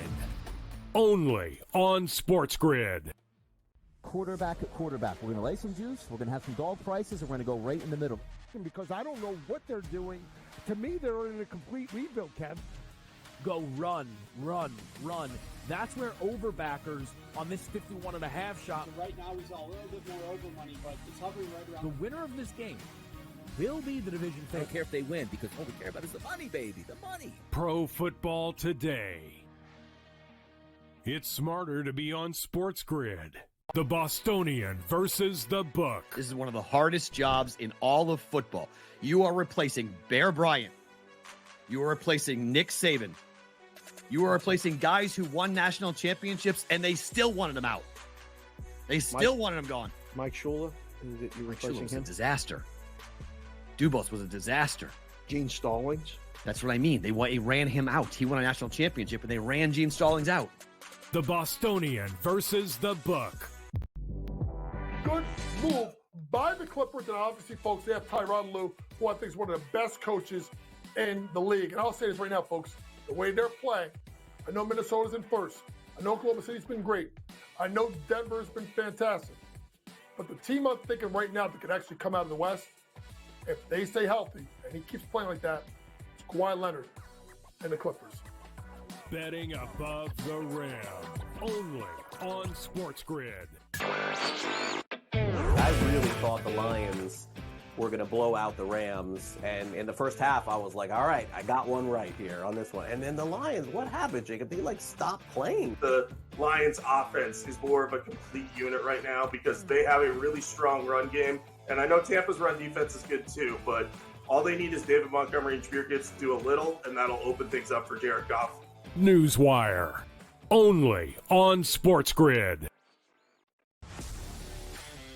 I am not a Cowboys fan. I did not have a Cowboys ticket on this game. I bet the over, but I'm frustrated watching this game. I'm frustrated seeing the Dallas Cowboys think that this is their optimal game plan. InGame Live, PrimeTime. Only on SportsGrid. SportsGrid, the only streaming sports betting network. Tips, info, and insights to up your IQ. It's smarter to be on SportsGrid.